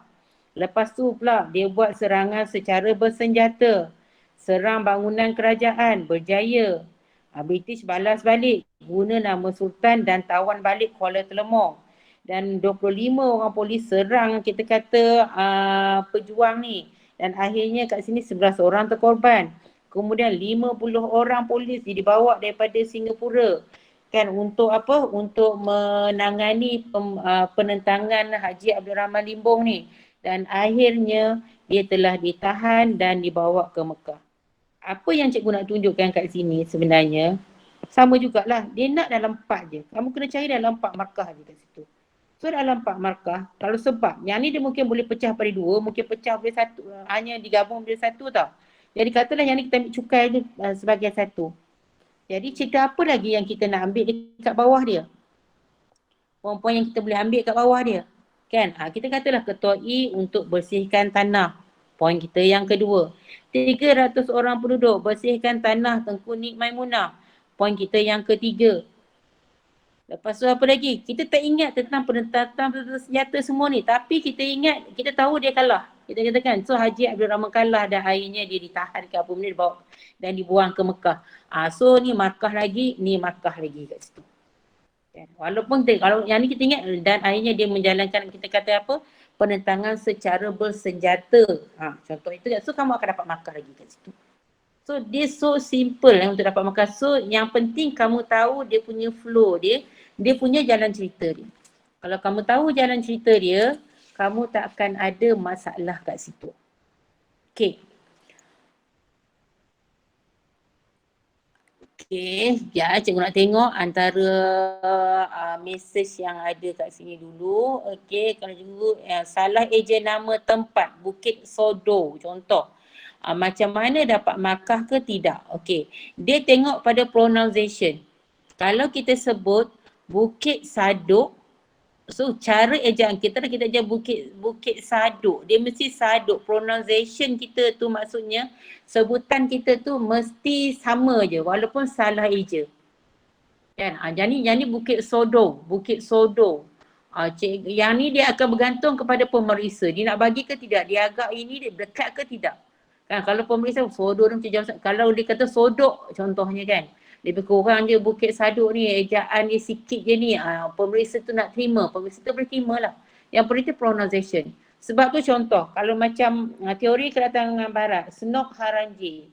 Contoh lah cikgu bagi nama yang susah kita nak ni kan. Haranji. Branji. Cikgu pula saya eja. Branji. Branji. Contoh. Kan. Kamu eja Haranji, contoh Haranji. So kita okay, pronounce dia lebih kurang akan diterima juga markah tu. Dan cara ejaan, cara pronunciation tu. Dia tak ada masalah selagi pronunciation tu sama. Kan? So boleh dapat markah, itu bergantung kepada pemeriksa, dia rasa dia nak terima sebutan boleh, so boleh. Okay, tu. Boleh ke macam tu? Boleh kot. Boleh, memang boleh kan. Tapi tengoklah jangan jauh sangat. Kalau jauh sangat, menyimpang sangat, memang tak boleh terima. Asal ada sebutan dalam jawapan boleh terima. Yes, betul. Okey, tu cukai, selalu cukai. Okey. Tu itu contoh contoh jawapan yang kita inilah untuk bahagian ni. Okey. Cikgu dah menyentuh mengenai untuk rumusan kita untuk hari ini Cikgu dah sentuh mengenai satu tentang apa? Sebab ataupun faktor penentangan pemimpin tempatan. Jadi so ada berapa tadi? Ada 6 faktor. Tolong ingat balik 6 faktor tersebut. Tu satu. Yang kedua, cikgu sentuh mengenai peristiwa perjuangan tempatan. Kan? Siapa peristiwa cikgu sentuh tadi?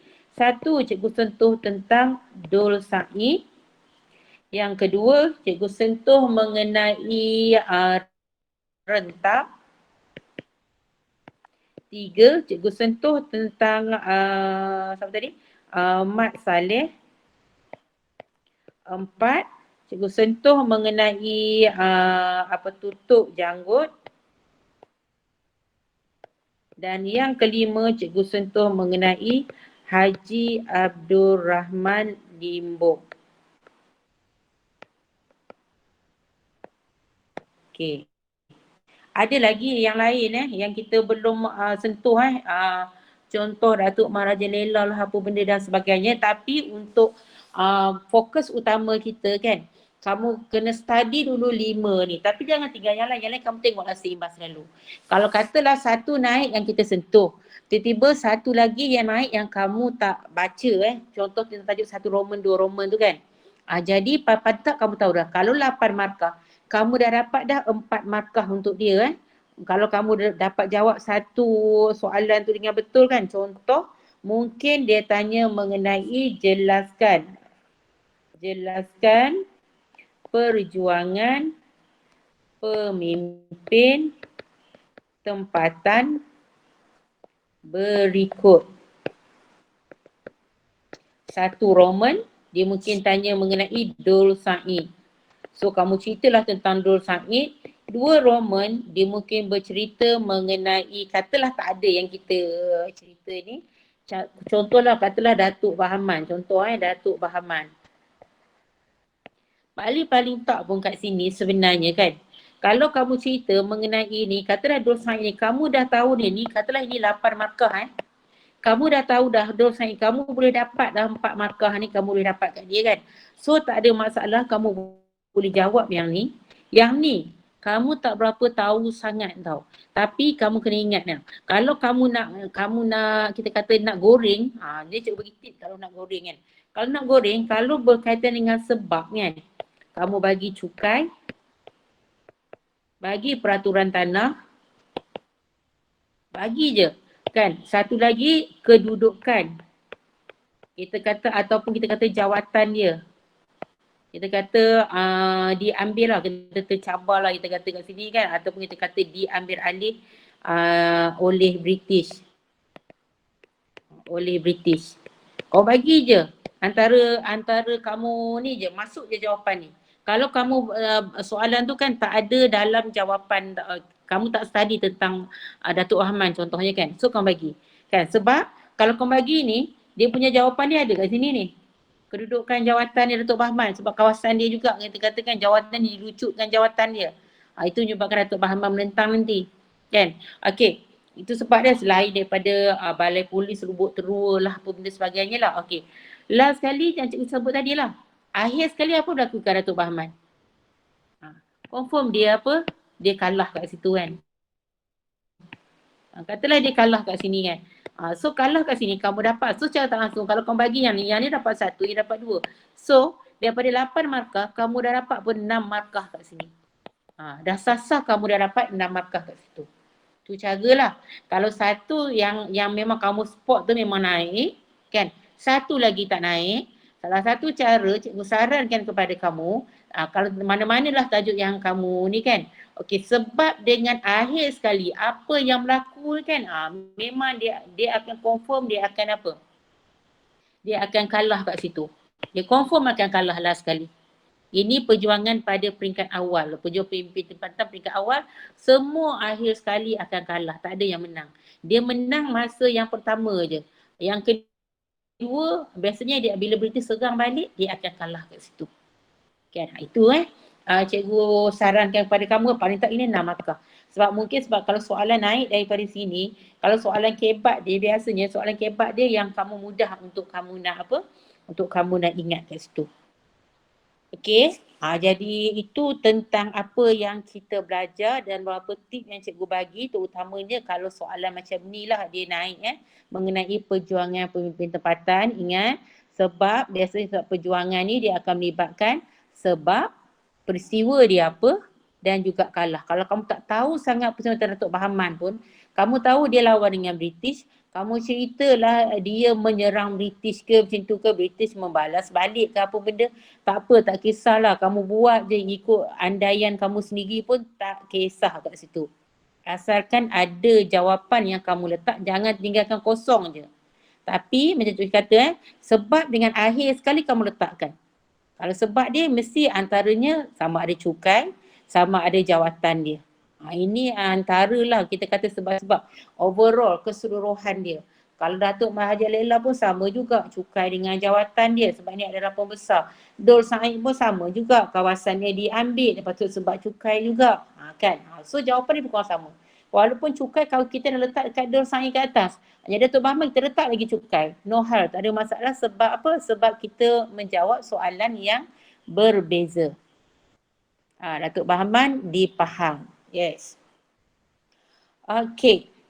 So itu sebesar. Okay, sekarang cikgu nak stop sharing kejap. Lepas tu cikgu nak tunjukkan beberapa soalan saja. Nanti cikgu akan bagi kamu cuba buat soalan tersebut. Okay, kita lihat kejap. Ada satu dua soalan kat sini. Contoh Okay, ini antara contoh soalan. Ini yang cikgu kata.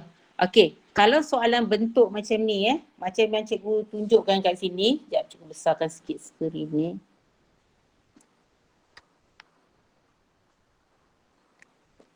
Okay, kalau katalah soalan bentuk macam ni naik. Maklumat di bawah kita faktor kan. Kita ada 6 faktor. Dia minta berapa? Dia bagi 2 je. Sistem pentadbiran barat dengan eksploitasi terhadap ekonomi tempatan. Jadi dia minta 2 ni. Kan? Kamu kalau dia minta 2 ni, jangan bagi 4 yang lain. Mesti bagi tentang 2 ni sahaja. Maksudnya pentadbiran barat tadi apa? Maksudnya contoh kita ada apa? Cukai tadi, pelaksanaan undang-undang tadi. Eksploitasi terhadap ekonomi tempatan tadi apa? Katalah kita kata apa tadi? BJ Timah tadi ke, perjanjian tadi ke apa dan sebagainya. Jadi itu antara jawapan ni yang kita boleh letakkan. Dia nak kat sini 4 markah. Okey, bila soalan bentuk macam ni, kita andaikan sini pentadbiran barat 2 markah dan juga eksploitasi terhadap ekonomi tempatan ni pun 2 markah juga. Jadi kalau kita tengok kepada eksploitasi sistem pentadbiran barat tu yang tadi yang cikgu tunjukkan dekat kamu tu, kita ada apa tadi? Cukai. Contoh kita bagilah macam Terengganu ke yang telah dikenakan kita kata apa, kena buka tanah mesti dapatkan kebenaran daripada British maupun dikenakan cukai. Kan? Dikenakan cukai tanah kat situ. Kalau eksploitasi terhadap tempatan ni pula ni, kita akan rujuk kepada perjanjian yang dibuat yang akhirnya menyebabkan kita kata apa, saudagar di negeri-negeri selat telah menguasai pelombongan dan perdagangan biji timah. Katalah 2 jawapan tu, 2 jawapan kat atas, 2 jawapan kat bawah. So kita boleh dapat 4 markah ni. Itu dia lamsam Tapi soalan macam ni kadang-kadang ada soalan ni yang dia lamsamkan. Maksudnya kamu bagi 4 ataupun bagi 3 jawapan dekat pentadbiran barat ni, eksploitasi mungkin 1 je kamu bagi. So kamu boleh juga dapat 4 markah. Dia tengok kepada penandaan pada tahun tu macam mana. Sama ada lamsam ke ataupun dia pecah kepada 2 markah ataupun 2 markah. Jadi cikgu nasihatkan kepada kamu, bila 4 markah macam ni, kamu make sure sistem pentadbiran barat ni bagilah lebih. Kan? Eksploitasi terhadap ekonomi tempatan pun bagilah lebih. Jangan bila cikgu kata 2-2, kamu ngam-ngam je bagi 2 sini, 2 sini. Mungkin ada berlaku redundant ataupun kita kata pertindihan jawapan, maksudnya akan berlaku ulangan. So kamu rugi ada kurang 1 markah. Jadi kalau katalah pentadbiran barat, mungkin kamu dah ada 3 markah kat sini. Eksploitasi. Kan mungkin kamu ada 2 markah, tak apalah ekstra. Biar dia ekstra untuk kamu nak dapat berapa? 4 markah kat sini. Kan itu untuk apa? Untuk A. Dia sini ini yang cikgu risau nak macam ni. Koordinat umum je tak apa. Jelaskan sebab penentangan pemimpin tempatan terhadap British. Yang tu mudah. Kamu boleh buat dia dengan mudah lah kalau yang tu. Okey. Kemudian pilih salah satu pemimpin setiap negeri berikut dan ceritakan penentangan dia terhadap British. Macam kita tadi lah. Kalau yang ni kat Sarawak, dia ada Sarawak, kita bagilah mana-mana. Dia ada banyak kalau kat Sarawak kan. Kalau kamu rasa kamu boleh buat tentang apa tadi, rentap, cerita tentang rentap. Sebab dia apa? Kan? Sebab nak hapuskan orang Iban, sebab Lanun, dapat markah kat situ. Rentap telah menyerang James Brooke dekat Nanggasakerang, kubur Nanggasakerang ke apa. Kamu cerita. Last kali apa berlaku dekat rentap? Maksudnya dia kalah tu undur dekat Sungai Entabai. So dapat markah kat situ. Ini kalau kamu tengok 8 markah. Yang ni sama juga, make sure jawapan kamu kat sini cikgu katalah sediakan 4-4. Tapi kalau boleh bagi lebih. Supaya kita tak nak kalau redundant berlaku, so ada lagi jawapan ekstra yang akan cover jawapan kamu. Sama juga dengan Terengganu. Ceritalah tentang Haji Abdul Rahman Limbong. Tentang cukai dan juga peraturan tanah. So dia buat apa? Ketua penduduk bersihkan tanah. 300 penduduk telah membuka tanah dekat tanah milik Tengku Nik Maimunah. Dan 4 markah dah kat situ. Belum lagi kita cerita. Akhirnya kita kata apa berlaku dekat Haji Abdul Rahman Limbong? Dia kalah kan. Akhirnya telah dihantar dibuang negeri ke Mekah. Markah lagi, 2 markah lagi kat situ. Kalah dan dibuang negeri kat Mekah. Okey, tu Okey, C kalau ini adalah soalan kebat dia. Mengapa pejuang tempatan bersifat setempat? Okey, apa maksud setempat?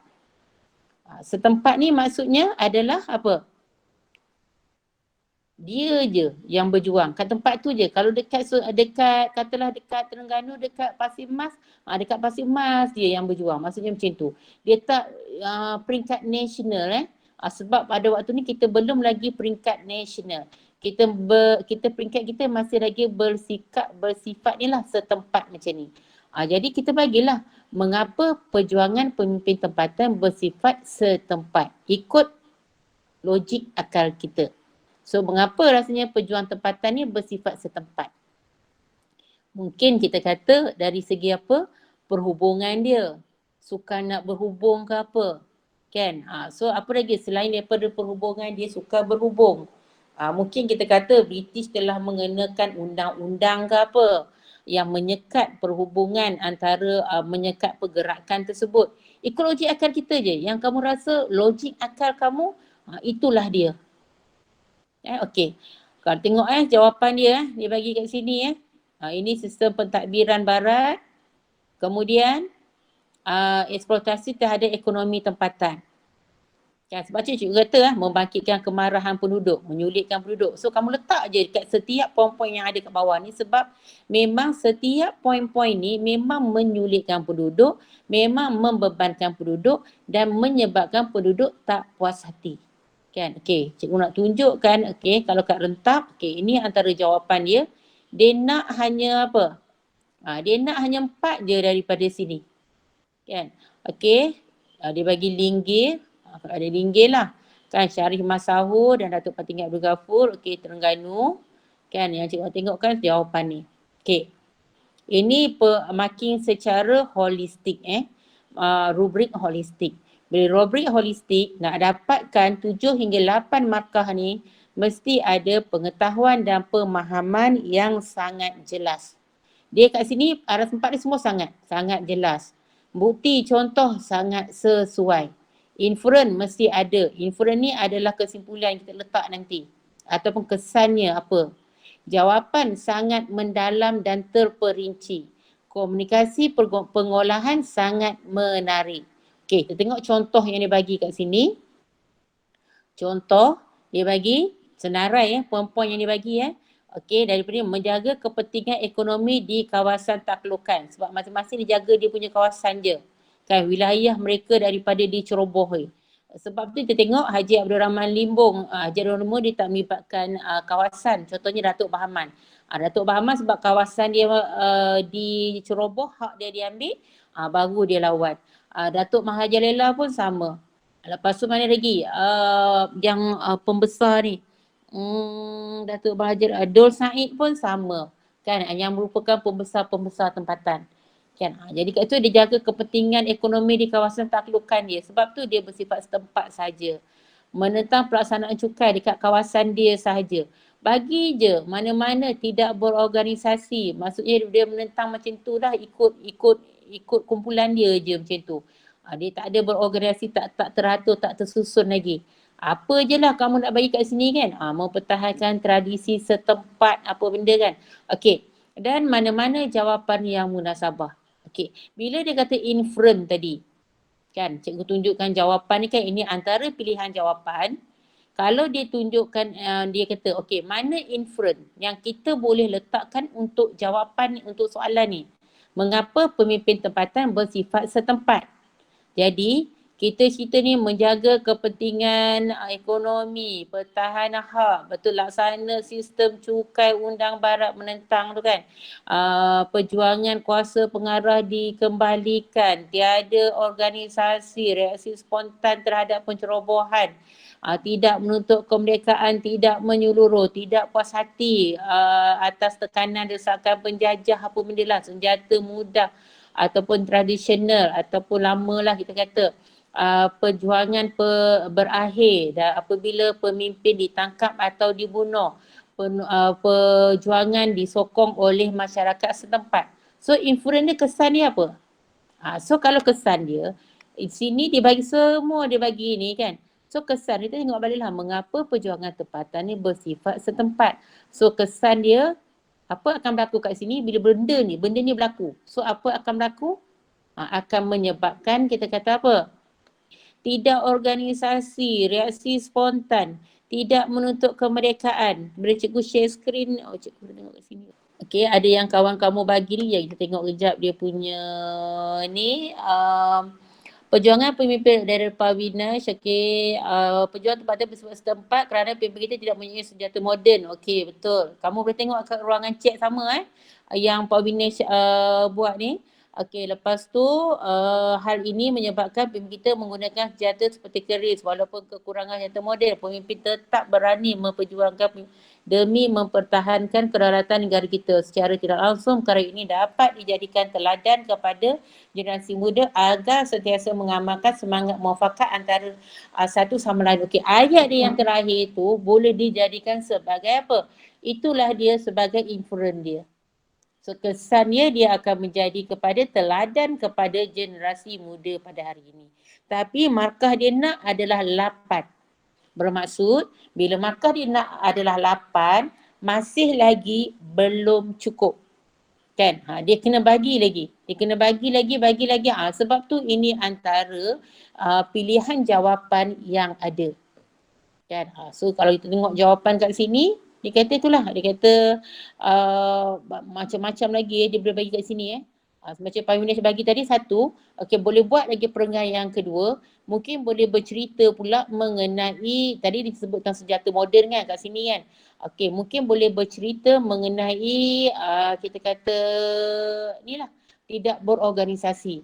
Hal ini disebabkan hari ini dapat dilihat apabila mereka berjuang dengan sokongan anak buah dan tidak melibatkan orang luar. Nampak tak? F8 ni yang dekat F8 ni, cikgu jadikan dia sebagai F, fakta kita. Huraian dia, cikgu ambil dekat F atas ni, yang ada kat F6 sebab dia dah tak teratur kedudukan dia ni. Dekat line F6 ni, maksud yang ni cikgu jadikan huraian kepada tidak berorganisasi. Hal ini kerana pemimpin tempatan berjuang dengan sokongan anak buah, tidak melibatkan orang luar. Macam tu. Kan? Seperti, bagilah contoh apa-apa kalau kita nak letakkan seperti. Selitkan juga seperti apa. Pagi tadi kita tengok bahagian tadi dia letakkan senjata tradisional seperti keris. Itu contohlah seperti. Kan? So selit macam tu pun dah tak apa, dah boleh. Jadi yang ni berjuang yang ni adalah huraian kepada tidak berorganisasi.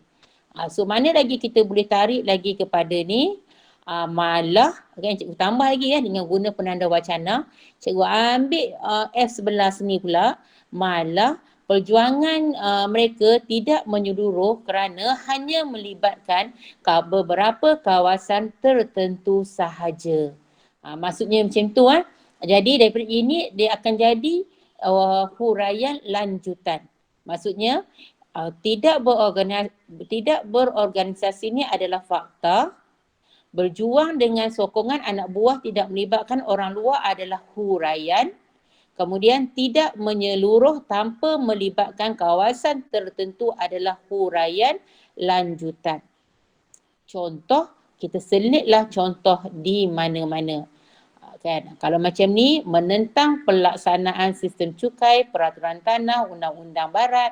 Kan? Kalau di sini kita letakkan menentang pelaksanaan pentadbiran barat seperti sistem cukai, peraturan tanah dan undang-undang barat. Kalau kita nak tukar sikit lah. Kita letak sini pentadbiran barat seperti so kita jadikan cukai, peraturan tanah dan undang-undang barat ni sebagai contoh kita. So secara tak langsung kita dah menyentuh pun mengenai apa? Kita ada penguasaan, pengetahuan dan pemahaman yang jelas sebab kita ada fakta, kita ada huraian lanjutan. Kita ada contoh, macam contoh tadi cikgu ambilkan cukai tadi, cikgu jadikan dia sebagai contoh. Kemudian kita ada apa? Inference tadi kita boleh ambil inference yang apa tu Pak Vinesh buat tadi, boleh. Kemudian kita ada jawapan yang sangat mendalam, jadi kita ada huraian lanjutan kemudian huraian kita yang mendalam lah. Dan pengolahan kita sangat menarik, sebab tu pengolahan kita tambahlah penanda wacana dan juga apa? Penyambung ayat. Kan? Penanda wacana dan juga penyambung ayat, sebab itulah yang akan menjadi jawapan kepada ni kita.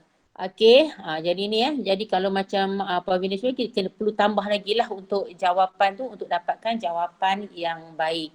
Kan, okey. Last kita tengok kepada soalan mengenai tentang sebab penentangan tokoh berikut. Dia bagi dua orang ni.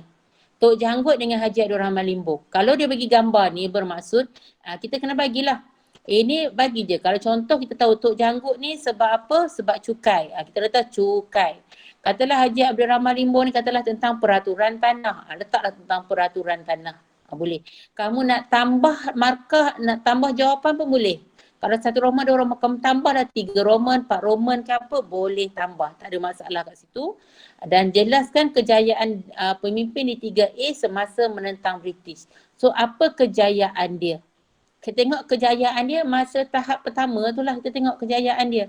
Kan, semasa bagaimana macam Tok Janggut yang telah berjaya menduduki kita kata Kuala Telemong selama walaupun dia kejap dia 3 hari kan, tapi dia telah berjaya mematahkan serangan British apa benda kita belum masukkan. Sebab yang ni dia akan merangkumi dua ni. Kejayaan Haji Abdul Rahman Limbong pula apa kejayaan dia? Kan? Kemudian wajarkah, okey, ni soalan, wajarkah British mengambil tindakan yang keras terhadap pemimpin tempatan di negara kita? Ingat ini soalan bentuk apa? Pendirian. Wajarkah? Mampukah? Soalan ni wajarkah? Ingat kalau perkataan bentuk macam ni, setujukah, wajarkah? Tolong bagi jawapan pendirian kamu. Bila kamu bagi je pendirian kamu, soalan ni dah bonus dah. Satu dah markah bonus. Sebab bila kamu kata British kata tidak wajar mengambil tindakan yang keras terhadap perjuangan pemimpin tempatan di negara kita. Dah satu markah dah. Kamu hanya perlu cari lagi 3 alasan kamu je untuk kamu nak dapat 4 markah.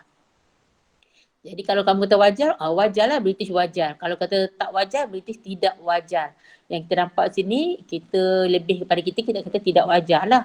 Beri alasan sebab apa? Sebab mungkin kita kata sebab mereka hanya untuk menuntut hak mereka saja. Mereka ingin, mereka bebanan kerana mereka merasakan mereka cukai yang dikenakan sangat membebankan mereka. Kita bagi je contoh. Apa contoh-contoh? Mungkin kita akan bagi lagi kerana menuntut kawasan dia ke apa. So mana-mana jawapan yang tidak, yang munasabah lah yang kita boleh bagi kat situ. Cikgu pergi dah wajar ya, cikgu tengok pada soal jawapan wajar. Okey, kalau tengok jawapan wajar, ini semua fakta je, cikgu fokus kepada wajar ke tidak wajar. Wajar dapat 1 markah kat situ. Sebab apa? Wajar. Kan yang ni sebab kita pro British lah, kita wajar. Sebab yang ni wajar ni British bagi tindakan yang keras kan, hukuman yang keras kan. Jadi kat sini bimbang usaha mengutip cukai dia tergugat kat sini, peraturan baru tergugat, mengutip cukai tergugat, ancam kedudukan dia, menakutkan penduduk tempatan. Kan, kemudian menganggap penduduk tempatan ni sebagai apa? Pemberontak. Kalau kita tak wajar sebab apa? Cikgu kata tadilah mempertahankan hak, tak pertahankan kawasan pengaruh dia, kedaulatan dia, peraturan cukai membebankan, menyulitkan kehidupan penduduk. Kalau kamu kata kan kehilangan kuasa, kan jadi pembesar hilang kuasa semua kan. Pembesar hilang kuasa. Bolehlah, dan mana-mana jawapan munasabah. Kalau kamu nak kata yang campur tangan dalam adat resam telah diceroboh pun boleh juga. So kamu akan dapat mana-mana jawapan yang munasabah. Jadi itu yang cikgu boleh tunjukkan pada kamu. Okey, ada soalan sebelum cikgu akhiri kelas kita malam ni? Ada soalan? Tak ada. So cikgu harap kamu jelas dengan ni. Ingat kalau untuk peristiwa perjuangan tokoh, kamu hanya cerita je peristiwa sebab peristiwa dia apa, satu dua peristiwa benda cukup, serang ke apa benda bagai, dan kemudian apa berlaku dekat tokoh tersebut. Tu je. Kalau soalan yang berbentuk yang cikgu kata, kalau soalan yang lain, kalau soalan kebat dia akan tengok kepada perjuangan tokoh. Kan? Contoh macam soalan tadi kan, dia akan tengok mengenai wajar ke tak wajar. Kan? So mungkin soalan juga dia akan tanya mengenai tentang perjuangan pemimpin tempatan, wajar, kalau selagi tak wajar, mungkin dia kata apa tindakan yang boleh kita lakukan untuk memastikan perjuangan pemimpin tempatan ni berjaya. So kamu bagilah jawapan ikut logik akal je. Don't worry jangan takut untuk nak bagi jawapan. Kalau jawapan macam ni, kamu bagilah semaksimum mungkin. Yang penting kamu bagi lebih daripada 4 poin. Baru kalau kamu nak pastikan kamu nak dapat full mark untuk 4 markah tu. Sama juga, yang ni pun kan dia boleh ikut juga mana-mana jawapan yang munasabah. Okay, so itu je perkongsian daripada cikgu buat masa ni. Cikgu harap kan apa yang cikgu kongsikan bersama dengan kamu kan kamu dapat fahami dia. Jadi kalau pemerintah tidak wajar, British tidak wajar tindakan keras terhadap kerana pihak British telah menceroboh kawasan mereka. Hal ini mengakibatkan British merampas hak penduduk, boleh campur tangan dalam hak mereka dan menyebabkan pemimpin marah lalu menentang penjajahan tersebut. Ya, betul. Boleh, Pak Vinesh. Tak ada masalah itu. So kita akhiri kelas kita di sini dahulu. InsyaAllah cikgu akan kongsi video rakaman ni dengan kawan kamu yang lain. So terima kasih semua untuk hadir kelas pada malam ni. Cikgu harap semua ni bermanfaat untuk semualah. So selamat malam. So terima kasih semua. See you. Thank you Taufik. Malam. Semangat. Selamat malam semua. See you. Sama.